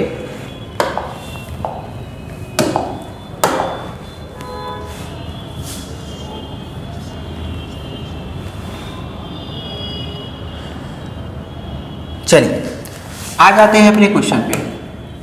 तो क्या होगा क्वेश्चन भैया, देखिए कुछ बिल्लियां हैं जो अलमारी हैं, तो हम यहां पे लिखेंगे बिल्ली और एक बनाएंगे इस तरीके से सर्कल, और उस सर्कल का कुछ पार्ट अगेन एक बना देंगे ऐसे करके। क्लियर, तो आइए क्या है, अलमारी है, ठीक है। आगे कुछ अलमारियां कुर्सी है, ठीक है। तो कुछ अलमारियों को हमने क्या कर दिया, कुर्सी कर लिया। क्लियर, आगे कह रहा है कि सभी कुर्सियां मेज हैं, तो अगर सभी कुर्सियां मेज हैं तो इसको हमने क्या कर लिया, इस तरीके से बना लिया। सभी कुर्सियां क्या हो गई, मेज हो गई। चलो अब बात करते हैं कि हमारा जो कंक्लूजन है फर्स्ट वाला वो क्या कह रहा है। कह रहा है कि कुछ अलमारियां निश्चित रूप से मेज हैं। तो एक चीज बताओ, अगर मेज के पार्ट को देखा जाए, एक सेकेंड, अगर हम मेज के पार्ट को देख रहे हैं तो मेज हमारा क्या है, यही तो है मेज, है ना। तो अगर हम कह रहे हैं कि यही मेज है, ध्यान दीजिएगा, ये अगर मेज है तो इतना पार्ट जो अलमारी का था तो ये है कि नहीं मेज, कुछ मेज जो है कुर्सियां। तो पहला स्टेटमेंट कि कुछ अलमारियां निश्चित रूप से मेज है, ट्रू हो गया ना। तो इस पे हमने लगा लिया टिक कि भैया first statement is right. Okay, next one, कुछ बिल्लियां कुर्सी नहीं भी हो सकती हैं। तो अगर कुछ बिल्लियां कुर्सी नहीं भी हो सकती हैं तो इसके लिए जरा चेक कर लेते हैं। ध्यान रखना, जब भी हम इस टाइप के क्वेश्चंस करेंगे तो कुछ बिल्लियां कुर्सी नहीं होती हैं अगर उसने कहा होता तो वो गलत हो जाता, लेकिन उसने हो सकने मतलब प्रोबेबिलिटी की बात करी है। उसने कहा है कि प्रोबेबली ये ट्रू हो सकता है, डेफिनेटली, तब हम कहेंगे हाँ हो जाएगा कि कुछ कुर्सियां या कुछ बिल्लियां क्या होंगी, कुर्सी नहीं होंगी। तो देखो ये पूरी की पूरी बिल्लियां जब कुर्सी नहीं है तो डेफिनेटली कुछ बिल्लियां तो नहीं होंगी ही। तो सेकेंड स्टेटमेंट भी हमारा क्या हो जाएगा, ट्रू हो जाएगा। क्लियर। तो हमारा कौन सा ऑप्शन हो जाएगा, option number C, that means conclusion first and second both are follow. Clear. चलो नेक्स्ट वन की बात करें, अगले क्वेश्चन पे बढ़ते हैं हम लोग। अगला क्वेश्चन क्या कह रहा है कि एक दर्पण में अंग्रेजी वर्णमाला जो है, ठीक है भैया, एक दर्पण में क्या देखा जाता है, अंग्रेजी वर्णमाला है और बड़े अक्षरों में ABCD का जो कैपिटल लेटर होता है के व्यंजनों मतलब कॉन्सोनेंट के प्रतिबिंबों का अवलोकन किया जाता है। दैट मीन्स क्या है, उन्होंने क्या किया है, यहाँ पे एक ऐसे मिरर लगा दिया और मिरर लगाने के बाद उन्होंने क्या किया, इधर ABCD लिख लिए। तो यहाँ जब A लिखे तो ये A हो जाएगा। क्लियर। यहाँ B लिखे तो B ऐसे बनेगा, ठीक है। यहाँ C तो C, ये D तो D, E E, आप मिरर रख के देख लीजिएगा ऐसे ही बनेगा। F F, G G, H H, I I, J J, K K, L L, M M। Clear. चलो यहाँ एक मिरर और बना लेते हैं, ठीक है। तो ये हो गया N N, O O, P P, Q Q, R R, S S, T T, U U, V V, W W, X X, Y Y, Z Z। Clear. अब हमें चेक करना है कि कितने समान दिखाई नहीं देते हैं, ध्यान रखना इस पर्टिकुलर वर्ड पे, ठीक है। तो हमें पता है टोटल नंबर ऑफ जो लेटर्स होते हैं in English alphabet that is 26। तो हम एक काम करते हैं, आसानी से चेक कर लेते हैं कितने हैं सेम। तो देखिए 1, ठीक है, उसके बाद 2 3 4 5 6 7 8 9 10 11 11 लेटर्स ऐसे हैं जो सेम एज इट इज होते हैं मिरर में भी, जैसे कि वो ओरिजिनल शेप में होते हैं। दैट मीन्स कि अगर इन 11 को सब्ट्रैक्ट कर दिया जाए तो 15 नंबर एक ऐसा होगा जो बताएगा कि 15 लेटर्स हैं इंग्लिश अल्फाबेट में जो हूबहू वैसे ही नहीं होते हैं। तो हमारा option number C is the right answer. Doubt clear? Okay, चलिए आगे बढ़ जाते हैं अगले क्वेश्चन की तरफ। कह रहा है एक बैंक कर्मचारी अपने घर से, ध्यान रखिएगा ये हमारा इमेज फॉर्मेशन वाला है, ठीक है, वहां से क्वेश्चन पूछा गया रीजनिंग का क्वेश्चन। अगला भी रीजनिंग का ही क्वेश्चन है, लेकिन ये डायरेक्शन एंड डिस्टेंस वाला जो टॉपिक होता है वहां से ये बना हुआ क्वेश्चन है। क्लियर? तो एक बैंक कर्मचारी अपने घर से दक्षिण की ओर, तो ध्यान रखिए थोड़ा सा, यहाँ पे जब भी हम एक नोटेशन बनाएं और उसमें क्या करना पड़ेगा, इसको हमेशा हमें नॉर्थ, क्योंकि हम जब मैप पढ़ते हैं, हम जब जीएस अच्छे से पढ़ते हैं तो हमें इतना तो पता ही है कि जब हम ऊपर जाते हैं that is north direction. Clear? तो north, south, west and east means उत्तर, दक्षिण, सॉरी दिस वन पूर्व, दक्षिण, पश्चिम। क्लियर? तो इस तरीके से डायरेक्शंस बनाते हैं और इनकी सब डायरेक्शंस कौन सी हैं? इन्हें कहेंगे नॉर्थ ईस्ट, ठीक है, इन्हें कहेंगे साउथ ईस्ट, इन्हें कहेंगे नॉर्थ वेस्ट, इस डायरेक्शन को क्या कहेंगे? साउथ वेस्ट कहेंगे। ठीक है, तो इस टाइप के नोटेशंस होने चाहिए और हमें करना पड़ेगा। क्लियर? चलो आगे बढ़ जाते हैं भैया। अब हम बात करते हैं अपने पर्टिकुलर क्वेश्चन की। क्वेश्चन कह क्या रहा है? एक बैंक कर्मचारी अपने घर से दक्षिण की ओर 10 किलोमीटर गाड़ी चलाती है, फिर वह अपने बाईं ओर मुड़ती है। जब भी हम क्वेश्चन इस लेफ्ट एंड राइट की बात कर रहे होंगे तो हम अपने आप को वहां पे रखेंगे तो क्वेश्चन को सॉल्व करना बहुत ही आसान हो जाएगा। क्लियर? तो हमें ये देखना पड़ेगा कि जो बैंक कर्मचारी है अपने घर से दक्षिण की ओर 10 किलोमीटर गाड़ी चलाती है। क्लियर? तो जब 10 किलोमीटर की बात कर रहा है, फिर वह अपने बाईं ओर मुड़ती है और 20 किलोमीटर गाड़ी चलाती है। अब हमें कैसे नोटेशन करना है? चलो मान लिया कि उसका घर जो है वो यहाँ पे है। क्लियर? ये उसका स्वीट होम है। तो ये क्या करती है कि 10 किलोमीटर गाड़ी चलाती है किधर? दक्षिण की तरफ। तो हमें पता है दक्षिण की तरफ इधर ही वो चलाएगी और बगल में हमने लिख लिया 10 किलोमीटर। तो दक्षिण की ओर 10 किलोमीटर गाड़ी चलाती है, फिर वह अपने बाईं ओर मुड़ती है और 20 किलोमीटर गाड़ी चलाती है। तो बाईं ओर मुड़ेगी इस तरीके, क्योंकि हम जब उधर से आएंगे this is the left hand and this is the right hand, है ना? तो लेफ्ट हैंड की तरफ वो जब मुड़ रही है तो कितना चल रही है? 20 किलोमीटर चल रही है। यहाँ देखिए 20 किलोमीटर चल रही है। तो लो हमने लिख लिया 20 किलोमीटर। तो 20 किलोमीटर गाड़ी चलाती है और पुनः अपने बाईं ओर मुड़ती है और 40 किलोमीटर जाती है। तो देखो बाईं की तरफ मतलब लेफ्ट ये है, राइट ये है, तो लेफ्ट की तरफ मुड़ना है और 40 किलोमीटर जाना है। यहां तक तो उसने क्या किया है? 10 किलोमीटर कवर कर लिया, क्योंकि 10 नीचे आई थी। अब आगे उसे और 40 कंप्लीट करने के लिए जाना पड़ेगा कितना? 30। तो 30 और 10 40, मतलब इस पोजीशन से वो यहां तक पहुंचने में 40 किलोमीटर चल पड़ी। ठीक है, वह पुनः अपने बाईं ओर मुड़ती है और 40 किलोमीटर गाड़ी चलाती है। ये हो चुका स्टेटमेंट। फिर वह अपने दाईं ओर मुड़ती है और 5 किलोमीटर गाड़ी चलाती है। चलो ठीक है, अब ये लेफ्ट है ये राइट है, क्योंकि हम ही चल रहे हैं तो हमारा ही लेफ्ट एंड राइट हो जाएगा। तो ये इधर की तरफ जाएगी और 5 किलोमीटर गाड़ी चलाएगी। क्लियर? तो 5 किलोमीटर गाड़ी चलाती है और पुनः अपने दाईं ओर मुड़ती है और 30 किलोमीटर गाड़ी चलाकर अपने बैंक पहुंच जाती है। तो ये 30 किलोमीटर चलाएगी, तो हमें पता होना चाहिए किसी की सीधी रेखा में आएगा, है ना? तो 30 किलोमीटर आई और इसका ये ऑफिस हो गया। क्लियर? तो कह रही है कि बैंक पहुंचती है जहां वह कार्यरत है। अब उसके बैंक और उसके घर के बीच न्यूनतम दूरी, मींस कि ये उसका होम, ये उसका ऑफिस, इसके बीच की डिस्टेंस आपसे पूछ रहा है।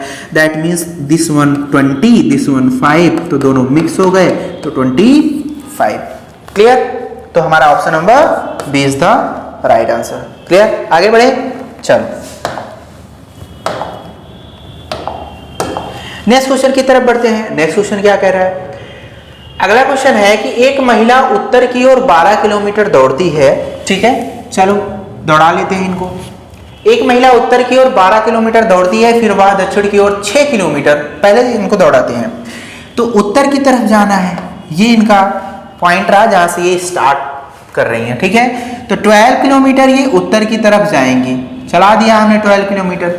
फिर कह रही है कि फिर वह दक्षिण की ओर 6 किलोमीटर जाती है। तो ये मिड होगा, यहां से यहां तक आने में ये 6 किलोमीटर दक्षिण की तरफ आ गई, क्योंकि हमें पता है इस पोजीशन पे ये इसका नॉर्थ होगा। जब यहां पहुंच जाएगी तो अब ये इसका नॉर्थ है, ये इसका साउथ हो गया। क्लियर? तो दक्षिण की तरफ आएगी तो यहां से ये इस पॉइंट पे आ गई 6 किलोमीटर वापस। तो कह रहा है कि उसके पश्चात पूर्व की ओर, अब इस पर्टिकुलर पॉइंट पे ये इसका नॉर्थ है, ये इसका ईस्ट है, तो ईस्ट की तरफ हो जाएगी। कितना जाएगी? ईस्ट की तरफ 8 किलोमीटर दौड़ती है। चलो 8 किलोमीटर हमने दौड़ा दिया। ये इसका इनिशियल पॉइंट हो गया, ये 6 हो गया क्योंकि टोटल 12 था, ये 8 हो गया। करेक्ट? प्रस्थान बिंदु से वह किस दिशा में है? तो इस पॉइंट से पूछ रहा है ये किस दिशा की तरफ है, तो ये नॉर्थ हो गया, ये ईस्ट हो गया, तो ये मिड में पड़ेगा। अभी अभी हमने आपको बताया दैट इज नॉर्थ ईस्ट, और ये हो जाएगा 45 डिग्री, क्योंकि हमें पता है कि जो दो दिशाएं हैं, क्लियर, जो दो दिशाएं हैं ये क्या है, 90 डिग्री पे होती हैं। एडजेसेंट जो डायरेक्शंस हैं ये 90 डिग्री पे होती हैं, north, east, south and west. लेकिन जो इनकी सब डायरेक्शंस होती हैं, ये जो ओरिजिनल मतलब मेन डायरेक्शन है उसे 45 डिग्री बनाती हैं, लेकिन सब डायरेक्शंस के बीच में भी 90 डिग्री होता है। क्लियर? तो क्या हो जाएगा, अब आते हैं पहले तो नॉर्थ ईस्ट की बात करते हैं। तो दो ऑप्शन में हमें नॉर्थ ईस्ट मिला, तो ये दोनों तो ऐसे ही चले गए, है ना। अब कितना हमें चाहिए, 45 डिग्री पर, है ना। तो क्या हो जाएगा, ध्यान रखिएगा, ये जरा ध्यान रखिएगा कि ये है 90। अब ये बन गया हमारा ट्रायंगल, कह दो हाँ। उस ट्रायंगल को यहाँ पे बनाएंगे, हमें ये चाहिए कितना है, क्योंकि हमें पता है ये 8 है, ये 6 है, तो ये 90 डिग्री होगा, होगा कि नहीं होगा। तो एक राइट एंगल ट्रायंगल में ये कितना हो जाएगा, हाइपोटेन्यूज 10 हो जाएगा। जब आप पाइथागोरस थ्योरम लगाएंगे तो वहाँ पे आपका आंसर आ जाएगा। तो ये 10 हो गया, तो ये हो गया 10। क्लियर? अच्छा, जब वो 10 हो गया तो ये 6 हो गया, ये कितना हो गया तुम्हारा, ये 8 है ही। इस एंगल की बात कर लेते हैं कि कितना होगा। इस एंगल की बात करोगे तो ये आ जाएगा 3/5, और 3/5 साइन थीटा जो होता है किसका होता है, ये होता है 37 डिग्री का। क्लियर? तो जब 37 जो कि क्या है 45 से कम होगा, अगर ये 37 है तो हमारा आंसर हो जाएगा कि बी ऑप्शन 45 अंश से कम कोण पर।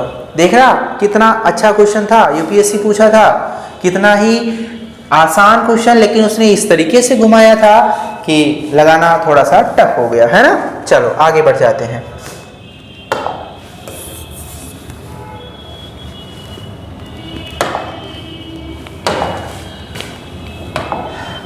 चलो भैया अगला क्वेश्चन देखते हैं।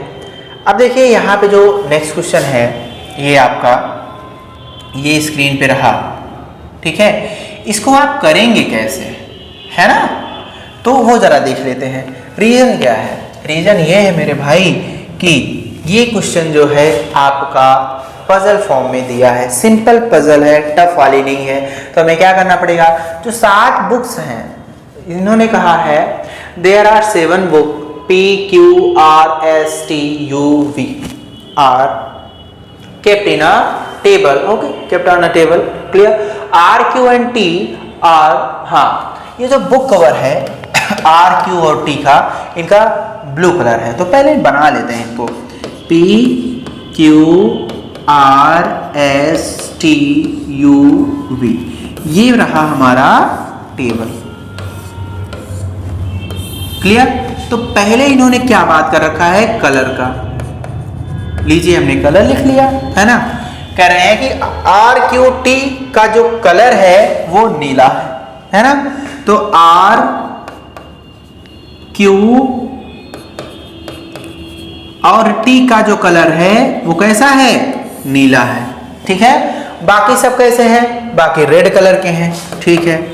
बाकी रेड हो गए, ये भी रेड हो गया, ये भी रेड हो गया, ये भी रेड हो गया।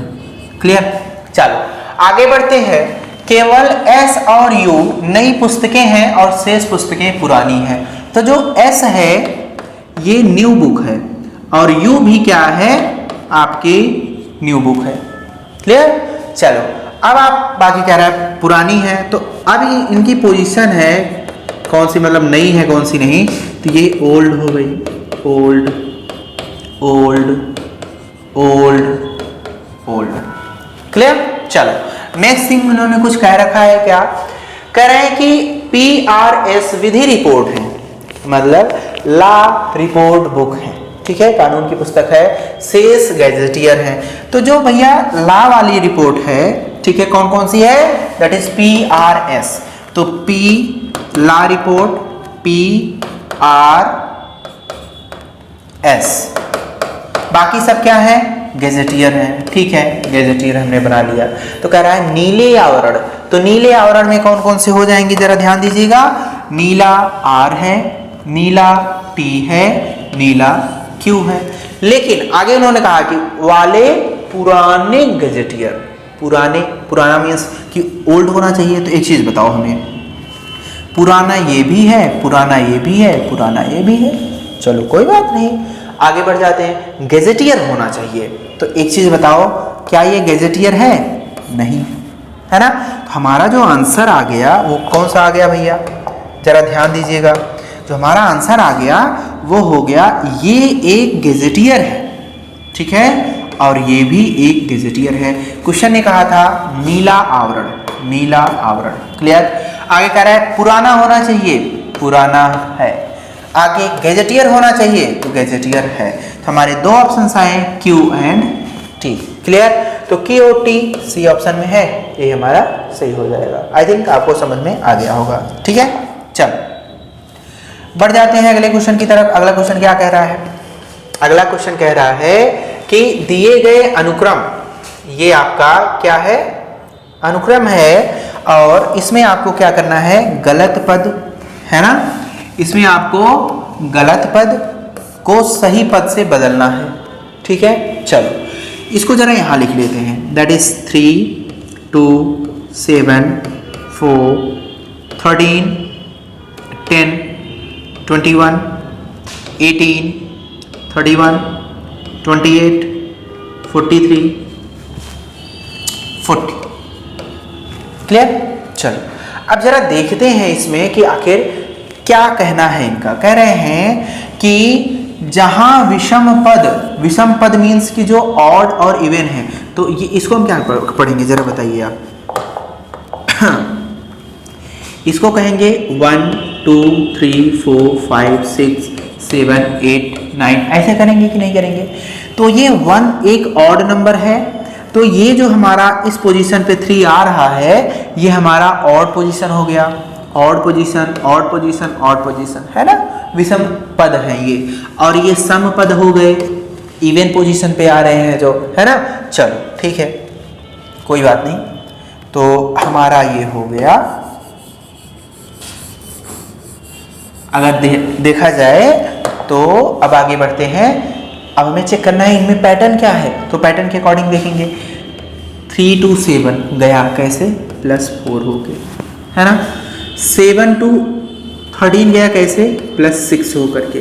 13 to 20 गया, 21 गया कैसे? +8 हो करके। अगेन +10 होकर, अगेन +12 होके। ठीक है, तो हमें एक चीज मिल रहा है 4 6 8 10 12, these are the even numbers, है ना। तो अगर ये इवन नंबर्स हैं 4 6 8, अब आगे देखते हैं क्या होगा। यहां पे अगर हम चेक कर रहे हैं तो ये क्या हो गया? ये हमारा हो गया +2, ये हो गया +6, ये हो गया हमारा +8, ये +10। ठीक है, कलर थोड़ा चेंज कर लेते हैं। ये हो गया +10, ये हो जाएगा हमारा +12। तो आप ध्यान से देख पा रहे होंगे कि यहाँ 6 8 10 12, 6 8 10 12 तो मिल रहा है, लेकिन यहाँ +2 नहीं होना चाहिए। यहाँ क्या होना चाहिए? यहाँ +4 होना चाहिए, क्योंकि इसका भी प्लस टर्म जो है +4 है। तो +4 होने के लिए हमें इसको क्या करना पड़ेगा? रिप्लेस करना पड़ेगा, और यहाँ पे 0 रखना पड़ेगा। तो हमारा जो नया सीरीज बन के आएगा दैट इज 3 0 7 4 13 10 21 18 31 28 43 एंड 40। क्लियर। तो अब हमारा क्या हो जाएगा answer? Answer is first option, that is 0। Clear. चलो आगे बढ़ जाते हैं।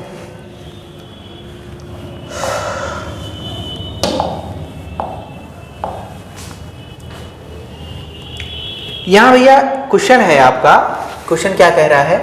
क्वेश्चन कह रहा है कि कुछ प्रविष्टियों, ऐसी एंट्रीज हैं आपकी यहाँ पे, कुछ प्रविष्टियों का जो आव्यूह नीचे दिया गया है, ये एक रेक्टेंगल में लिखा गया है। प्रविष्टियां पंक्तिवार एक निश्चित प्रवृत्ति का अनुसरण कर रही हैं, मतलब एक ऐसा टर्म फॉलो कर रही हैं जिसके अकॉर्डिंग ये लिखी गई हैं। अब आपको क्वेश्चन मार्क के स्थान पे क्या बताना पड़ेगा कि आंसर आपका क्या होना चाहिए। जरा ध्यान से देखो, पहले अल्फाबेट उठा लेते हैं। अल्फाबेट क्या है? यहाँ पे लिखा है BAC, लिखा है कि नहीं? BAC लिखा है। आगे देखो C को ये आगे लेके चले आए, तो ये हो गया CBA, हो गया CBA। क्लियर। अब इस A को क्या करेंगे? अगेन आगे लेके आएंगे, तो अब हमारे पास होना चाहिए ACB, होना चाहिए कि नहीं होना चाहिए? तो AC यहाँ पे क्या आना चाहिए? B आना चाहिए, है ना। चलो अब न्यूमेरस की बात कर लेते हैं, जो न्यूमेरिकल वैल्यूज दी गई हैं। दैट इज 7 + 3 10 हुआ, 3 + 6 दैट इज 9, तो 10 में ऐसा क्या ऐड करें कि हमें 13 मिल जाए? तो यहाँ 3 होना चाहिए कि नहीं होना चाहिए? तो आंसर हमारा क्या हो जाएगा? That is 3B। क्लियर? तो हमारा आंसर हो जाएगा 3। ये इतने ही इंपॉर्टेंट क्वेश्चन है। सोचो, ये यूपीएससी सीसैट 2021 के क्वेश्चंस हैं, इन्हें हल्के में मत लीजिएगा। देखने में भले ही इजी लग रहे होंगे लेकिन घुमाव बहुत ज्यादा है। क्लियर? चलिए आगे बढ़ते हैं। चलिए अगला क्वेश्चन इन्होंने मैथ्स का उठा करके दे रखा है आपको कि एक विद्यार्थी परीक्षा में क्या कर रहा है, बैठता है और 6 अलग अलग सब्जेक्ट दिए गए हैं। दिए गए हैं कि नहीं दिए गए हैं? ठीक है, तो जरा इसके बारे में चेक करते हैं कि भैया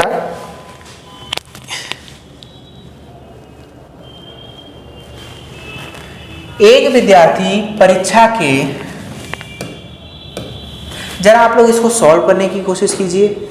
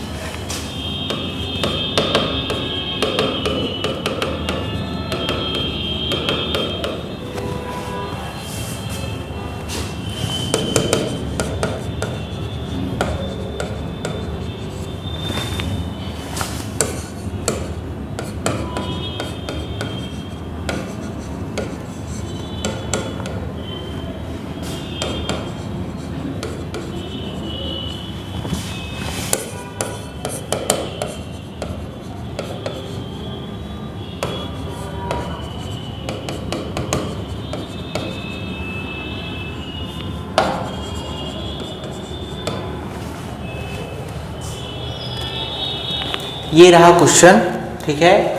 A student take an exam which contains 6 question paper. For each question paper, maximum marks are same. He obtained marks in these question paper in the ratio of 5:6:7:8:9:10. In how many question paper he got less than 60% marks of maximum marks? ठीक है, ये question है। चलो करते हैं इसको। देखिए भैया, अगर इसको आसान करना है तो हमें क्या करना है, 6 पेपर हैं, first, second, third, fourth, fifth, sixth, ये 6 पेपर हैं। हमने मान लिया कि इनके जो मैक्सिमम मार्क्स हैं दैट इज 100, क्योंकि उनके मैक्सिमम मार्क्स इन्होंने बता रखा है क्वेश्चन में क्या है, सेम होने चाहिए, ठीक है। तो इनको जब आप ऐड करोगे तो टोटल मार्क्स मैक्सिमम जो बनेगा वो कितना बनेगा, 600 बनेगा। क्लियर? चलो अब जरा देखो भैया, उन्होंने कहा है कि इन रेशियो में प्राप्त करता है, तो चलो ठीक है, पहले सब्जेक्ट में उसने जो प्राप्त किया दैट इज 5x, ठीक है। सेकेंड में जो उन्होंने लिया उसमें कितना मिला उनको, जरा चेक करते हैं। सेकेंड वाले में 6x, थर्ड वाले में 7x, फोर्थ वाले में 8x, फिफ्थ वाले में 9x और सिक्स्थ वाले में 10x। ये उसने मार्क्स ऑब्टेन किए। क्लियर?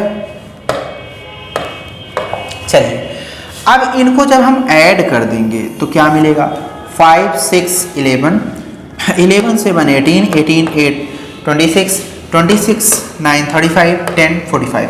तो 45x उसने क्या किया, मार्क्स ऑब्टेन किया, जो कि क्या है, कितने परसेंटेज के बराबर है, दैट इज 60%, क्योंकि उसने कहा है कुल मिलाकर उसने 60% अंक प्राप्त किए, that is the 60% of total marks, that is 600, है ना। आगे बढ़ते हैं, ये हो जाएगा 45x is equals to 60 into 600 whole divided by 100, 00 cancel हो गया, यहाँ पे मिला 360 इज 45x, 45 1 जा 45, 45 8 जा 360, है ना। चलो तो x की वैल्यू आ गई 8। अब हमें पता चल गया कि वो कितना मार्क्स पाया था। तो फर्स्ट पेपर में कितना पाया था, जरा बताइएगा आप लोग। फर्स्ट में 5 8 जा कितना हो जाएगा, यहाँ मैं लिख देता हूँ, 5 8 जा 40, 6 8 जा 48, और आगे है 7 8 जा 56, 8 8 जा 64, 9 8 जा 72 एंड 10 8 जा 80। ठीक है, तो उसने ये पर्टिकुलर सब्जेक्ट्स थे जिसमें उसने मार्क्स ऑब्टेन किए। अब क्वेश्चन पूछ रहा है कि उसने कितने प्रश्न पत्रों में अधिकतम अंकों के 60% से कम अंक प्राप्त किए। तो अगर अधिकतम अंक 100 थे, इसका मतलब 60% इसका 60 हो जाएगा, है ना। तो जब 60 हो जाएगा तो 60 से कितने में कम है, 1 2 3। तो 3 ऐसे पेपर हैं जिसपे उसने क्या किया, कम मार्क ऑब्टेन किया। तो ऑप्शन नंबर कौन सा हो जाएगा, जरा आप हमें बताइए। Option number B is the right answer. Clear, आगे बढ़ जाए। चलो ठीक है, अगले क्वेश्चन की तरफ बढ़ जाते हैं।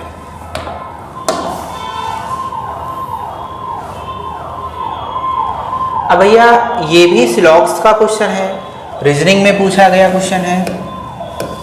ठीक है, चलो क्वेश्चन को पहले ध्यान से पढ़ते हैं, कहना क्या चाहता है, उसके बाद हम लोग करेंगे। नीचे दिए गए 2 कथनों और 4 निष्कर्षों पर विचार कीजिए।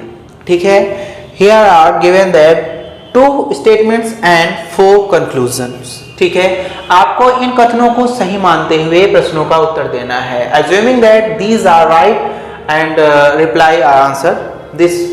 भले ही वे सामान्य रूप से ज्ञात तथ्यों की दृष्टि से संगत प्रतीत न हो, if they are not matching the same reality in the presence nature.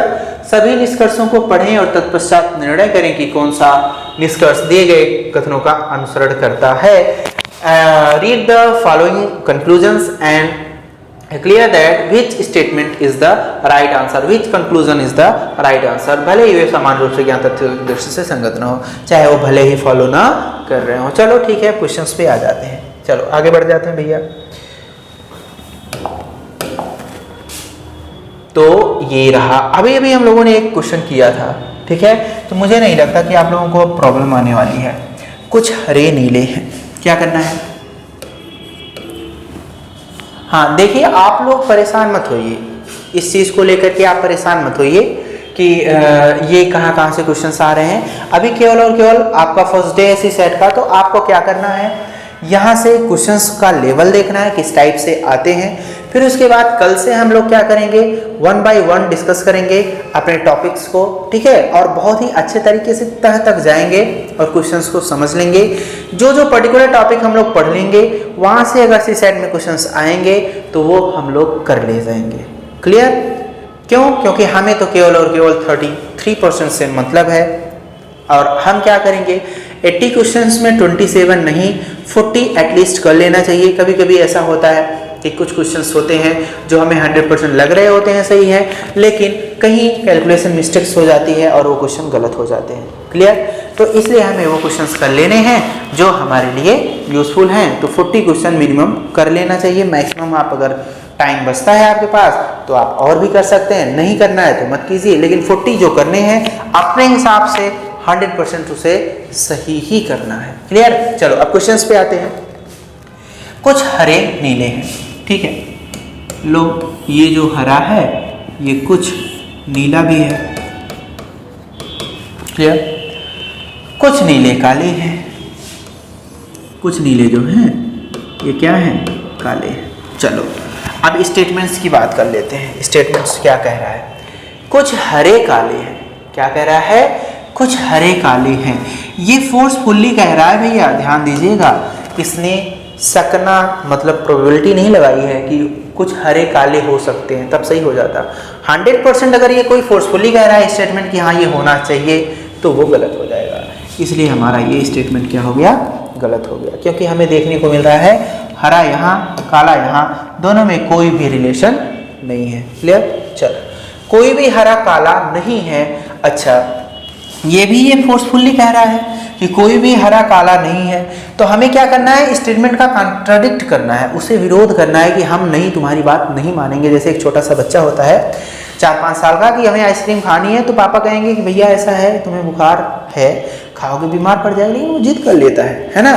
तो उसी तरीके से हमें भी क्वेश्चन के साथ जिद करना है कि क्या करना है कि कोई भी हरा काला नहीं, हम दिखाएंगे हरा काला है, क्योंकि इन्होंने सकने की बात नहीं किया। अब पापा क्या कहेंगे? कहेंगे कि बेटा अगर तुम खाओगे तो बीमार हो सकते हो, तो बेटा मान सकता है, लेकिन नहीं, तुम्हें नहीं देंगे, नहीं खाने देंगे, तो उससे क्या होता है? उससे प्रॉब्लम बढ़ जाती है और बच्चा मानता नहीं, जिद पे अड़ जाता है। उसी तरीके से हमें भी क्या करना है? जिद करना है कि कोई भी हरा काला नहीं है, तो हम बना के दिखाएंगे। क्या हो जाएगा? ये हरे नीले हो गए, और उन्होंने कहा है कि जो नीला है वो काला है, तो ठीक है, कुछ नीले यहाँ वाले जो हैं ये क्या हो जाए? काले हो जाए। अब जरा आप बताओ हमें, क्या ऐसी कोई कंडीशन आपको दिख रही है? क्या ऐसी कोई कंडीशन आपको दिख रही है कि काला और हरा, इन्होंने जो कहा कि कोई भी हरा काला नहीं है, तो इतने हरे काले हो जाएंगे कि नहीं हो जाएंगे? अब आप कहेंगे कि इस स्टेटमेंट पे आ जाएं कि कुछ हरे काले, तब वो सही हो जाएगा। अभी बता रहे हैं, डोंट वरी। तो इसका मतलब अगर केवल इस स्टेटमेंट की बात की जाएगी तो ये क्या है? गलत है। पर्टिकुलरली ये गलत है। चलो, जब पर्टिकुलरली ये गलत है तो हम आगे की क्वेश्चन की बात कर लेते हैं। क्लियर? चलो, सभी हरे काले हैं। अब फिर से यहाँ आ जाते हैं। देखो, सभी हरे काले कहाँ से हो सकते हैं? तो बहुत दूर दूर है, कोई मैचिंग ही नहीं है, तो अकेले स्टेटमेंट ये भी गलत हो गया। हो गया कि नहीं हो गया? सभी काले हरे हैं, तो जितने काले हैं सब हरे हैं। कहाँ है? पर्टिकुलरली ये क्या है? ये भी गलत हो गया। लेकिन अब क्या करना पड़ेगा हमें? अब हमें आइदर आर का केस देखना पड़ेगा, लेकिन उससे पहले हम अपने ऑप्शन की तरफ चलेंगे भैया। क्या है ऑप्शन? ऑप्शन कह रहा है केवल निष्कर्ष 1 और 2 सही है, केवल 2 और 3 सही है, केवल 3 और 4 सही है। तो इसने आइदर आर का केस बनाया ही नहीं। अगर आइदर आर का केस बनाया होता तो हम कहते either first or second follow and either third or fourth follow. ठीक है, लेकिन आइदर आर का केस आपके ऑप्शन में नहीं है, इसलिए चारों स्टेटमेंट पर्टिकुलरली क्या है? गलत है। तो इसलिए ये भी कहाँ गया? ऑप्शन ये रहा, ऑप्शन डी। ठीक है, तो आपका ऑप्शन डी क्या हो जाएगा? Option D is the right answer. ठीक है, कोई डाउट? ना 1 सही, ना 2 सही, ना 3 सही, ना 4 सही। ठीक है, चल अब आ जाते हैं आगे। एक क्वेश्चन है, एक कोड भाषा में मैथमेटिक्स को इस टाइप से लिखा जाता है, के रूप में लिखा जाता है, उस कोड भाषा में केमिस्ट्री को कैसे लिखा जाएगा? If the mathematics is written as this type and then find the what is the code for chemistry. ठीक है, तो जरा देखते हैं मैथमेटिक्स को लिख करके यहाँ पे और उसका क्या कोड है।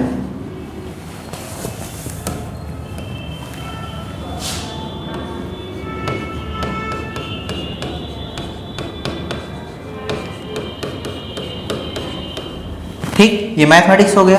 अब इसका जो कोड दिया गया वो भी लिखना है, LBSIDNZUHDR। ठीक है, थोड़ा सा इसे दूर दूर कर लेते हैं। ठीक है, मैथमेटिक्स। क्लियर? चलो, यहाँ देखो भैया, कोडिंग एंड डिकोडिंग वाले जो क्वेश्चंस हैं, आपको थोड़ा सा सजग होना पड़ेगा। यहाँ पे आपको क्या करना पड़ेगा? आपको इनके प्लेस वैल्यूज लर्न करनी पड़ेंगी। और वो कैसे? अब यहाँ हम लिख दे रहे हैं A B C D E F G H I J K L M N O P Q R S T U V W X Y Z। ठीक है, प्लेस वैल्यू मीन अगर हम इन्हें काउंट करें तो 2,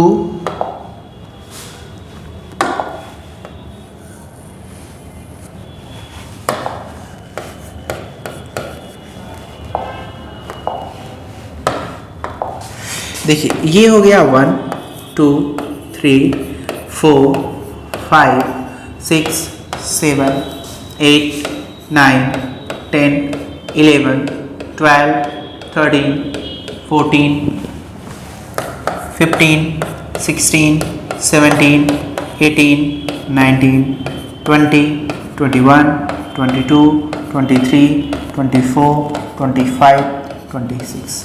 क्लियर? इतना कोई doubt नहीं है ना। चलो अब इन्हें लर्न कर लेना है। हमें पता होना चाहिए कि ए की प्लेस वैल्यू क्या होनी चाहिए। ए की प्लेस वैल्यू जो होगी वो 1 होगी, बी की प्लेस वैल्यू क्या होगी 2, सी की 3, डी की 4, ई की 5, एफ की 6, जी 7, एच 8, आई 9, जे 10, K 11, L 12, M 13, N 14, O 15, P 16, Q 17, R 18, S 19, T 20, U 21, V 22, W 23, 24, 25, 26। Clear? तो इस टाइप से जो हमें पता चलेगा, ये जो न्यूमेरस वैल्यू हमें देखने को मिल रही है प्लेस वैल्यू के बारे में, तो इसे बहुत ही जरूरी है इसके बारे में जानना, क्योंकि अगर हम इसे नहीं जानते रहेंगे तो हम नहीं कर पाएंगे। क्लियर? तो अब आ जाते हैं अपने क्वेश्चंस की तरफ। तो क्वेश्चन हमारा क्या कह रहा है, जरा उसके बारे में बात करते हैं। तो m की कितनी है, एक सेकेंड, m की कितनी है 13 है, a की 1। इसको थोड़ा और दूर दूर कर लेते हैं, ठीक है, तो थोड़ा सा आसानी रहेगी लिखने में भी और समझाने में भी। क्लियर? चलो आ जाते हैं। तो ये रहा M A T H E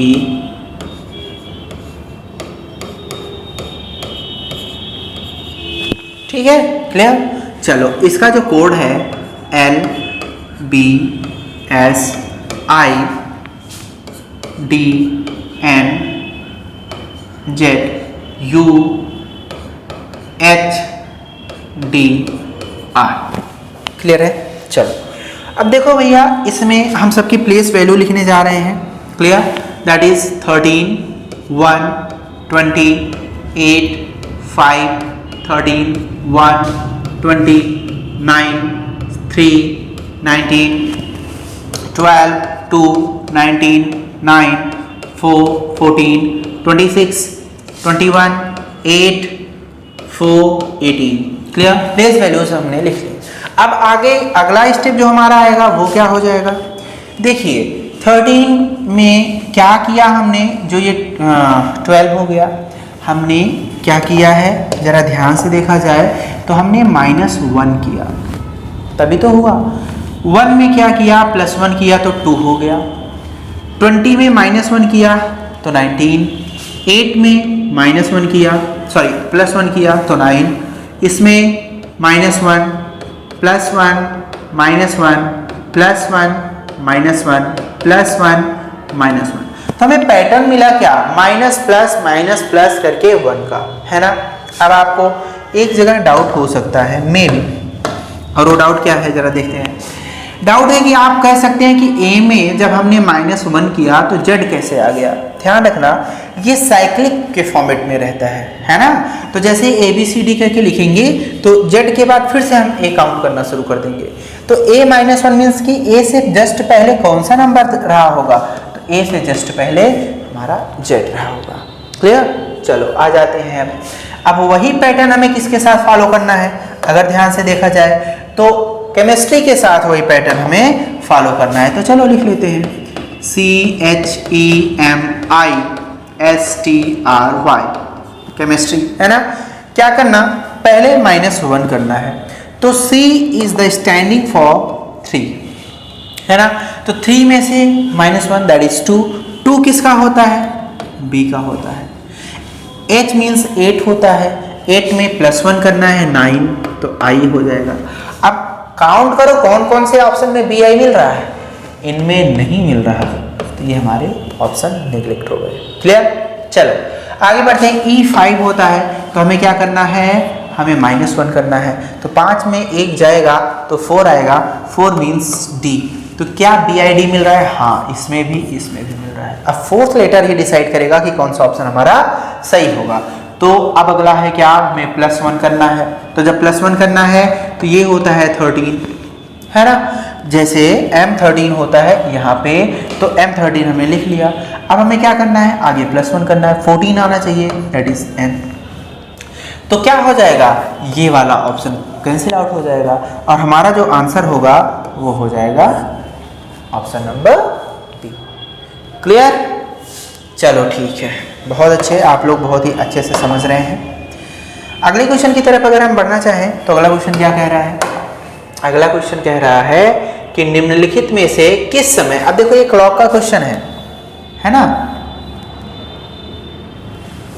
ये हमारा किसका क्वेश्चन है, क्लॉक का क्वेश्चन है, तो इसे हमें करना है। चलो, निम्नलिखित में से किस समय किसी घड़ी के घंटे की सुई तथा मिनट की सुई आपस में 180 अंश का कोण बनाती है? ध्यान रखना, जैसे माना हमने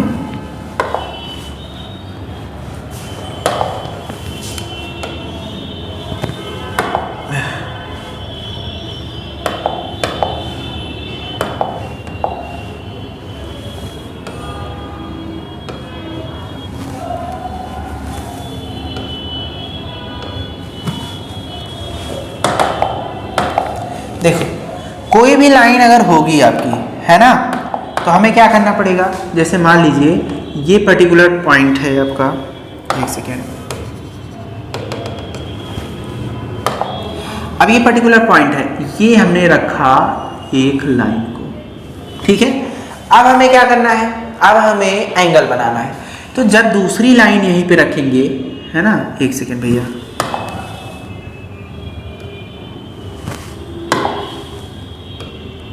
अब दूसरी लाइन अगर ऐसे सीधे खींच दिए, है ना, अब ये क्या कर रही है, इसके साथ 0 अंश का कोण बना रही है। जैसे जैसे बढ़ता जाएगा एंगल का मान क्या हो रहा है, बढ़ता जा रहा है, बढ़ता जा रहा है, बढ़ता जा रहा है, और एक पर्टिकुलर टाइम आएगा जब ये 90 डिग्री हो जाएगा, है ना, और फिर मोर देन 90 होते हुए क्या होगा, एक पर्टिकुलर टाइम आएगा जब ये इस तरीके से स्ट्रेट हो जाएगा 90 डिग्री पे, दिख रहा है। और वो हमारा पर्टिकुलर पॉइंट कहाँ पे है, जहां से एंगल बन रहा है, वो पॉइंट हमारा ये है ना।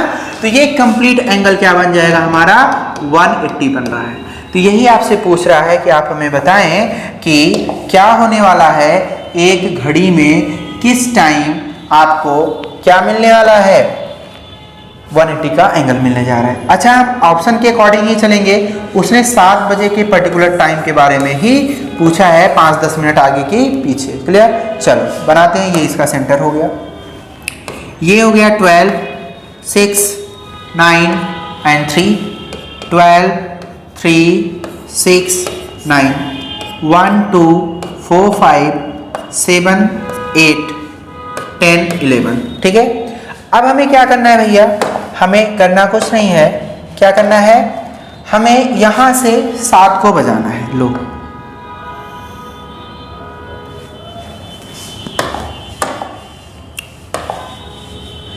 अब हम क्या करने जा रहे हैं, यहां से 7 को बजाने जा रहे हैं, तो ये बज गया हमारा 7, ठीक है। जब हम कह रहे हैं कि 7 बजे 180 का एंगल बनेगा, तो ठीक है भैया, लो बना दिया, ये 12 बज गया। क्या 180 का एंगल आपको दिख रहा है?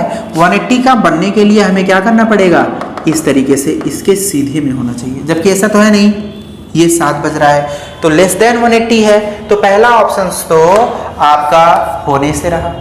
क्लियर? चलो आगे की बात कर लेते हैं। अब हमें क्या करना है, 7 और 7, 5 के बीच बात करनी है। अब जरा ध्यान देना, आप थोड़ा सा ध्यान ये देना है आपको कि जब ये 7, 5 होगा, ये रहा ना, ये, और 7 कहां पे बजेगा, ये, तो क्या आप बताएंगे हमें, ये 7 पे रखी सुई 7 पे रहेगी? नहीं, ये थोड़ा सा आगे बढ़ जाएगी, आगे बढ़ जाएगी, है ना। अब क्या होगा, जब ये आगे बढ़ जाएगी तो आप देख पा रहे होंगे कि इसके बीच का जो एंगल है 180 नहीं है, क्योंकि 180 होने के लिए इस लाइन को ऐसे सीधे होना पड़ेगा, तो ये एंगल थोड़ा सा ज़्यादा हो जा रहा है। इसका मतलब इस पे भी 7, 5 पर भी हमारा 180 नहीं बन रहा है। क्लियर हुआ, है ना। चलो आगे बढ़ जाते हैं फिर अगले क्वेश्चन की तरफ। अब ऑप्शन के अकॉर्डिंग ही करने में ज़्यादा अच्छा रहेगा। कह रहा है कि 7 और 7, 5 के बीच में, तो 7 और 7, 5 के बीच की बात करेंगे तो वो हमने देख ही लिया कि 7 जब ये रहेगा तो ये थोड़ा सा आगे रहेगा, और 7, 5 के बीच की तो कोई बात ही नहीं है, ये थोड़ा सा आगे जाएगा और ये ऐसे रहेगा। हाँ, यहाँ तक तो 180 बनने से रहा, है ना। चलो, तो हमें क्या करना है, अब हमें करना है कि देखना है, चेक करना है कहाँ पे 7 बजेगा। क्लियर।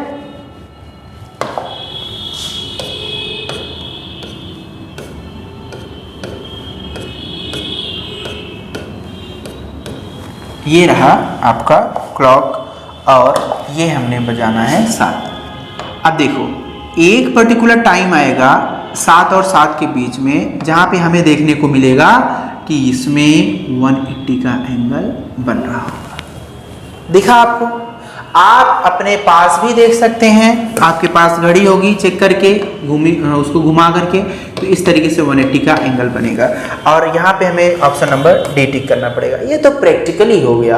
अब क्या वहाँ हम घड़ी को घुमाते रहेंगे? एग्जाम में इतना टाइम तो रहेगा नहीं हमारे पास, है ना। तो उस लिए हमें क्या करना पड़ेगा, ध्यान रखिएगा। हमें क्या करना होता है, जब भी एंगल निकालना होता है तो 12/11 से हमें डिवाइड करना पड़ता है। जब हम क्लॉक वाला चैप्टर पढ़ेंगे बहुत ही अच्छे तरीके से समझेंगे। तो जब 180 की बात आएगी तो हमेशा ध्यान रखना कि हम समझ लेते हैं कि 7 और 7, 5 के बीच में बन रहा होगा, लेकिन हमें इसमें 7:05 सही 12/11 इतने टाइम पे जाकर के क्या हो रहा होगा, इतने टाइम पे जाकर के वहाँ पे 180 का एंगल बन रहा होगा। आई थिंक इतना आपको क्लियर हो गया होगा। ठीक है, चलो अगले क्वेश्चन की तरफ बढ़ जाते हैं फिर। आई होप सबको समझ में आ गया होगा। ये आ गया ना, कोई डाउट? ओके, ठीक। चलो बात करते हैं आगे अगले क्वेश्चन की तरफ।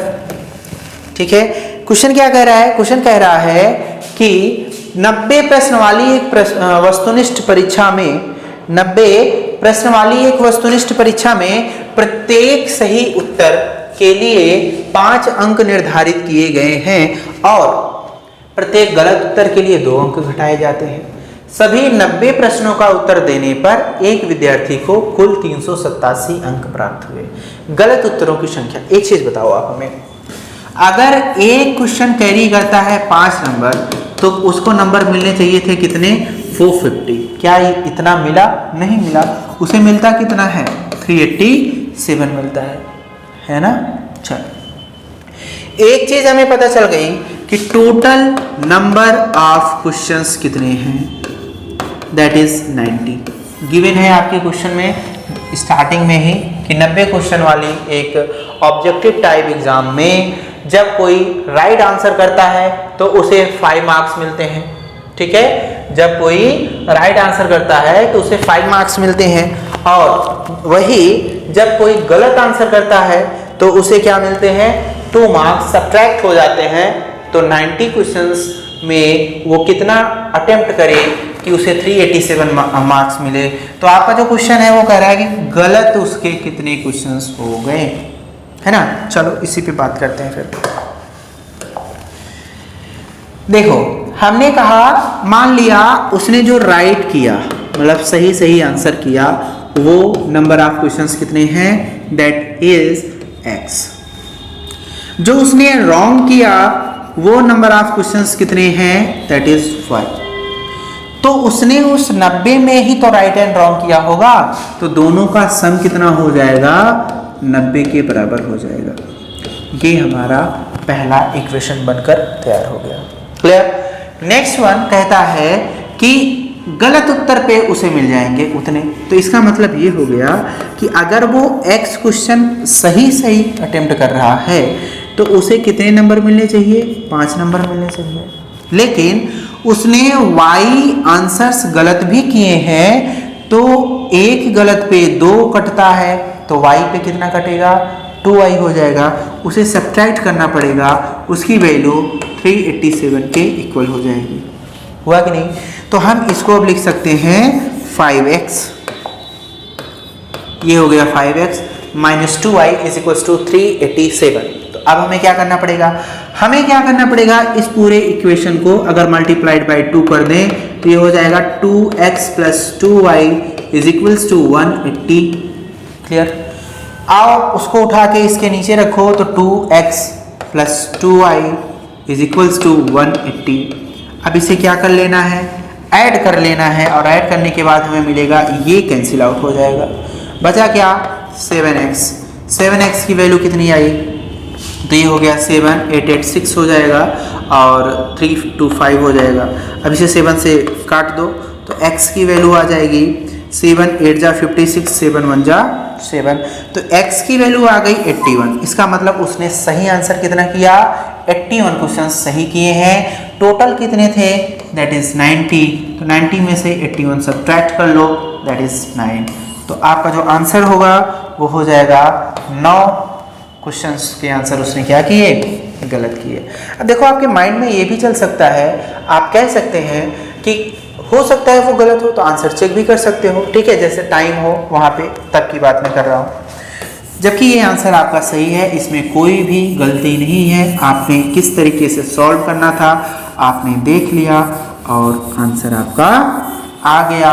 और फिर आपको बताना चाहेंगे आपने बहुत ही आसान तरीके से 2021 के यूपीएससी सीसेट के क्वेश्चंस को सॉल्व किया। कुछ क्वेश्चंस को सॉल्व किया है, और कुछ क्वेश्चंस अभी हैं जो जब क्लासेस चलती जाएंगी, पर्टिकुलर टॉपिक्स आपके होते जाएंगे, तो वहीं पे तुरंत आपको प्रीवियस ईयर क्वेश्चन सॉल्व करा दिए जाएंगे। चलो आ जाओ फिर से। हमने कहा कि 81 क्वेश्चंस उसने सही किए, तो क्या करना है, 5 से मल्टीप्लाई करना है। इसकी वैल्यू आ जाएगी 5 1 जा 5, 5 8 जा 40। उसको मार्क्स मिलने चाहिए थे 405, बट उसने 9 को गलत भी किया है, तो गलत पे उसे मिलेंगे 2 मार्क्स माइनस होंगे। तो ये हो जाएगा कितना, 9 2 जा 18, सब्ट्रैक्ट कर लो, दैट इज 15, 15 में से 8 गया 7। क्लियर? यहाँ बचा 9, 9 में से 8 गया, 1 गया 8, और ये 387। क्या ये वही है जो क्वेश्चन में दिया गया था? यस, ये वही है। क्लियर? तो आई थिंक आप लोगों को बहुत ही अच्छे से समझ में आ गया है, ठीक है, यहाँ तक कोई डाउट नहीं है ना? कोई डाउट होगा तो आप नीचे कमेंट सेक्शन में बता सकते हैं। अगले क्वेश्चन की तरफ हम बढ़ जाते हैं। अगला क्वेश्चन क्या कहता है, देखो अगला क्वेश्चन कह रहा है, यदि किसी वस्तु के मूल्य में 20% ह्रास होता है और फिर नए मूल्य में 25% की वृद्धि होती है, तो चलो ये आपका लास्ट क्वेश्चन है, इसी को डिस्कस करेंगे और आपकी क्लास वाइंड अप करेंगे। क्लियर?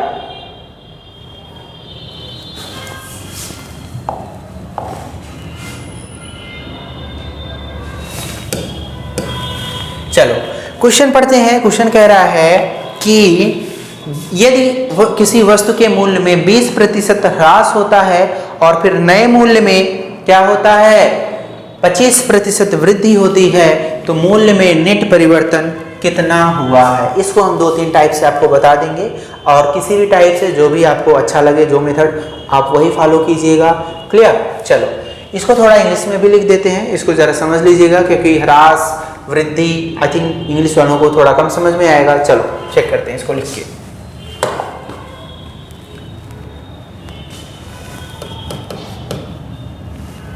यहाँ लिख देता हूं मैं,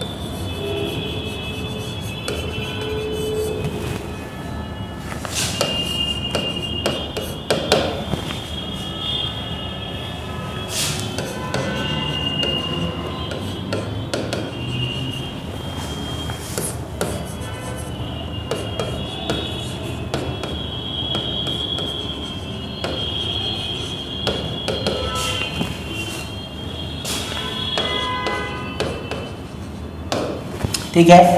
if the value of any article is decreased by 20% and again increased by 25%, then find the net change in value. ठीक है, तो इस तरीके से आपके ऑप्शंस गिवन हैं। 0% भी ऑप्शन है, 5%, 5%, 5%। तो ध्यान रखना भैया, वृद्धि मीन्स इंक्रीमेंट हो जाएगा यहाँ पे आपका। ठीक है, ये हो जाएगा इंक्रीमेंट, 5% इंक्रीमेंट। ये 5% आपका ऑप्शन जो है डिक्रीमेंट हो जाएगा उसमें वैल्यू में। ठीक है, और ये है कि डाटाज आर नॉट सफिशिएंट।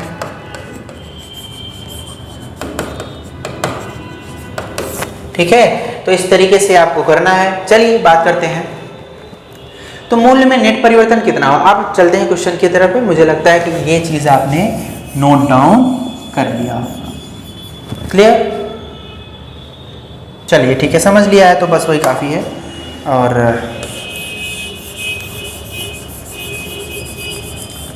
देखिए क्या होता है, कभी कभी जब हम सीसैट का क्वेश्चन सॉल्व करने बैठते हैं, ऐसी प्रॉब्लम्स जो है सबके साथ नहीं आती। जो जिनका बैकग्राउंड जो है 10th के बाद भी मैथ्स रहा है, उनमें बहुत ही कम देखने को मिलता है। किसी ने बीएससी कर रखा होता है, कोई बीटेक कर रखा होता है, तो क्या होता है कि उनका बैकग्राउंड इतना अच्छा रहता है कि मैथ्स और रीजनिंग के क्वेश्चंस बहुत ही आसानी से कर लेते हैं वो, और अपने क्वेश्चंस को क्या करते हैं, वो सॉल्व करके क्वालिफाइंग कर ही ले जाते हैं।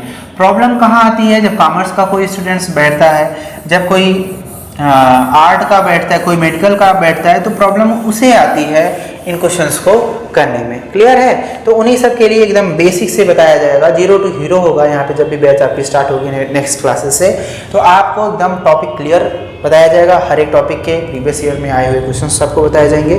क्लियर? चलो आते हैं क्वेश्चन पे। कह रहा है किसी वस्तु के, देखो जब इस टाइप का होता है तो एक फॉर्मूला आप लोग लर्न कर लीजिए कि जो भी हो first plus second plus first into second divided by 100। ध्यान रखना, जब वो इंक्रीज की बात करेगा कि क्या हो रहा है, वहाँ पे इंक्रीमेंट हो रहा है, तो क्वांटिटी को आप पॉजिटिव रखोगे। जब वो कहेगा डिक्रीमेंट हो रहा है, तो क्वांटिटी को आप क्या करोगे, निगेटिव रखोगे। जैसे यहाँ पे आपका जो क्वेश्चन है कह रहा है कि पहले ध्यान रखना 1 by 1 तुरंत होना चाहिए। ऐसा ना हो कि 20% जब उसकी वैल्यू ह्रास हो जाती है, फिर वो क्या करे, कुछ समय के लिए रोक दिया जाए, फिर उसे परचेस किया जाए, बेचा जाए। तो इस टाइप से जो क्वेश्चंस आपके लिए प्रॉब्लमेटिक हो सकते हैं। ठीक है, तो यहाँ पे आपको ऐसे नहीं करना है। क्लियर? तो चलो बात करते हैं। 25% वृद्धि होती है तो मूल्य में नेट परिवर्तन कितना हुआ, इसके बारे में। ठीक है, चलो यहाँ पे देखो 20% ह्रास हुआ है, यहाँ पे डिक्रीमेंट हुआ है, तो हमें क्या करना है, इस फॉर्मूले के अकॉर्डिंग -20 कर लेना है ना। फिर उसके बाद और फिर नए मूल्य में 25% की वृद्धि होती है, तो यहाँ पे +20 कर लेना है, और यहाँ पे प्लस लगाना है। यहाँ -20 मल्टीप्लाइड बाई प्लस का 25, ये 25 है ना, हाँ ठीक है, ये 25 है प्लस वाला। जब उसमें इंक्रीमेंट होता है तो ये 25 प्लस का है। ठीक है, और होल डिवाइडेड बाई 100। जब आप इसको सॉल्व करेंगे तो यहाँ पे आएगा -5 है ना, ये प्लस का 5 आ जाएगा, और प्लस यहाँ माइनस है, यहाँ प्लस है, दोनों का जब मल्टीप्लाई होगा तो फाइनल साइन क्या आएगा, यहाँ पे माइनस का आएगा, कह दीजिए हाँ।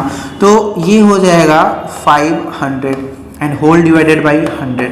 आपको पता है कि 0 से 0 कैंसिल आउट हो जाएंगे, तो बचेगा क्या आपके पास, इधर प्लस का 5, ये ब्रैकेट ओपन होगा तो यहाँ पे प्लस को माइनस कर देगा, -5, तो यहाँ पे आ गया 0। इसका मतलब जब उसे 20% का डिक्रीमेंट कराया जाए और 25% का इंक्रीमेंट होता है, तो दोनों में आपको देखने को मिलेगा फाइनली कोई भी चेंज नहीं आएगा, जो वैल्यूज है वो 0% पे रह जाएगी, है ना। नेट चेंज की बात किया है, ध्यान रखिएगा, तो नेट चेंज क्या होगा, 0% हो जाएगा। क्लियर? आई थिंक आपको समझ में आ गया होगा। ये था आज का आपका क्वेश्चन। ठीक है, ऐसे करना है, बाकी जब हम लोग चैप्टर वाइज पढ़ेंगे तो वहाँ पे और भी अच्छे तरीके से समझेंगे। अभी बहरहाल जितना है उतना ही समझेंगे। क्लियर? चलो आई होप आज आपको जितने भी क्वेश्चंस डिस्कस कराए गए हैं आपको बहुत ही अच्छे से समझ में आया होगा। कोई भी डाउट होगा तो आप बताइएगा कमेंट सेक्शन में और उसका निराकरण किया जाएगा, आपको बताया जाएगा। क्लियर?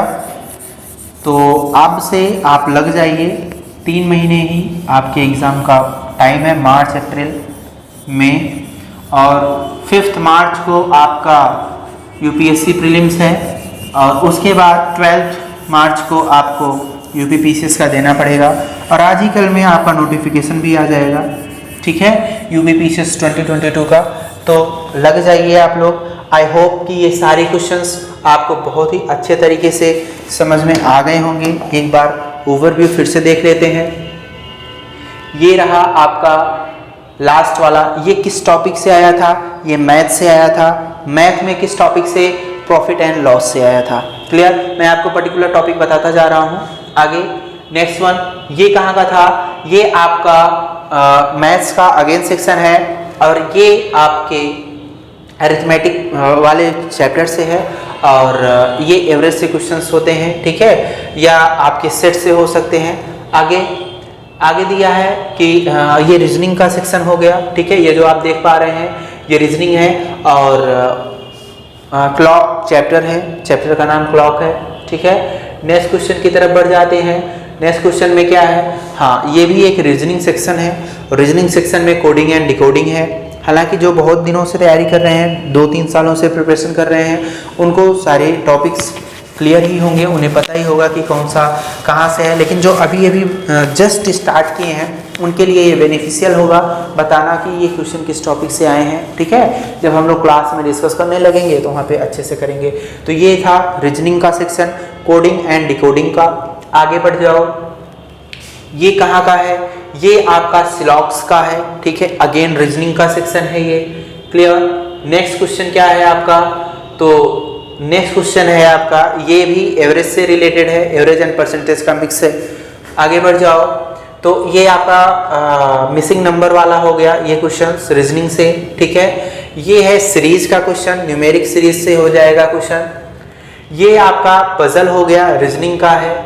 नेक्स्ट वन, ये आपका डायरेक्शन का क्वेश्चन हो जाएगा। अगला next one, this one is again direction question, reasoning, और ये आपका रीजनिंग का है। ये मिरर से इमेज फॉर्मेशन वाले चैप्टर से आया है।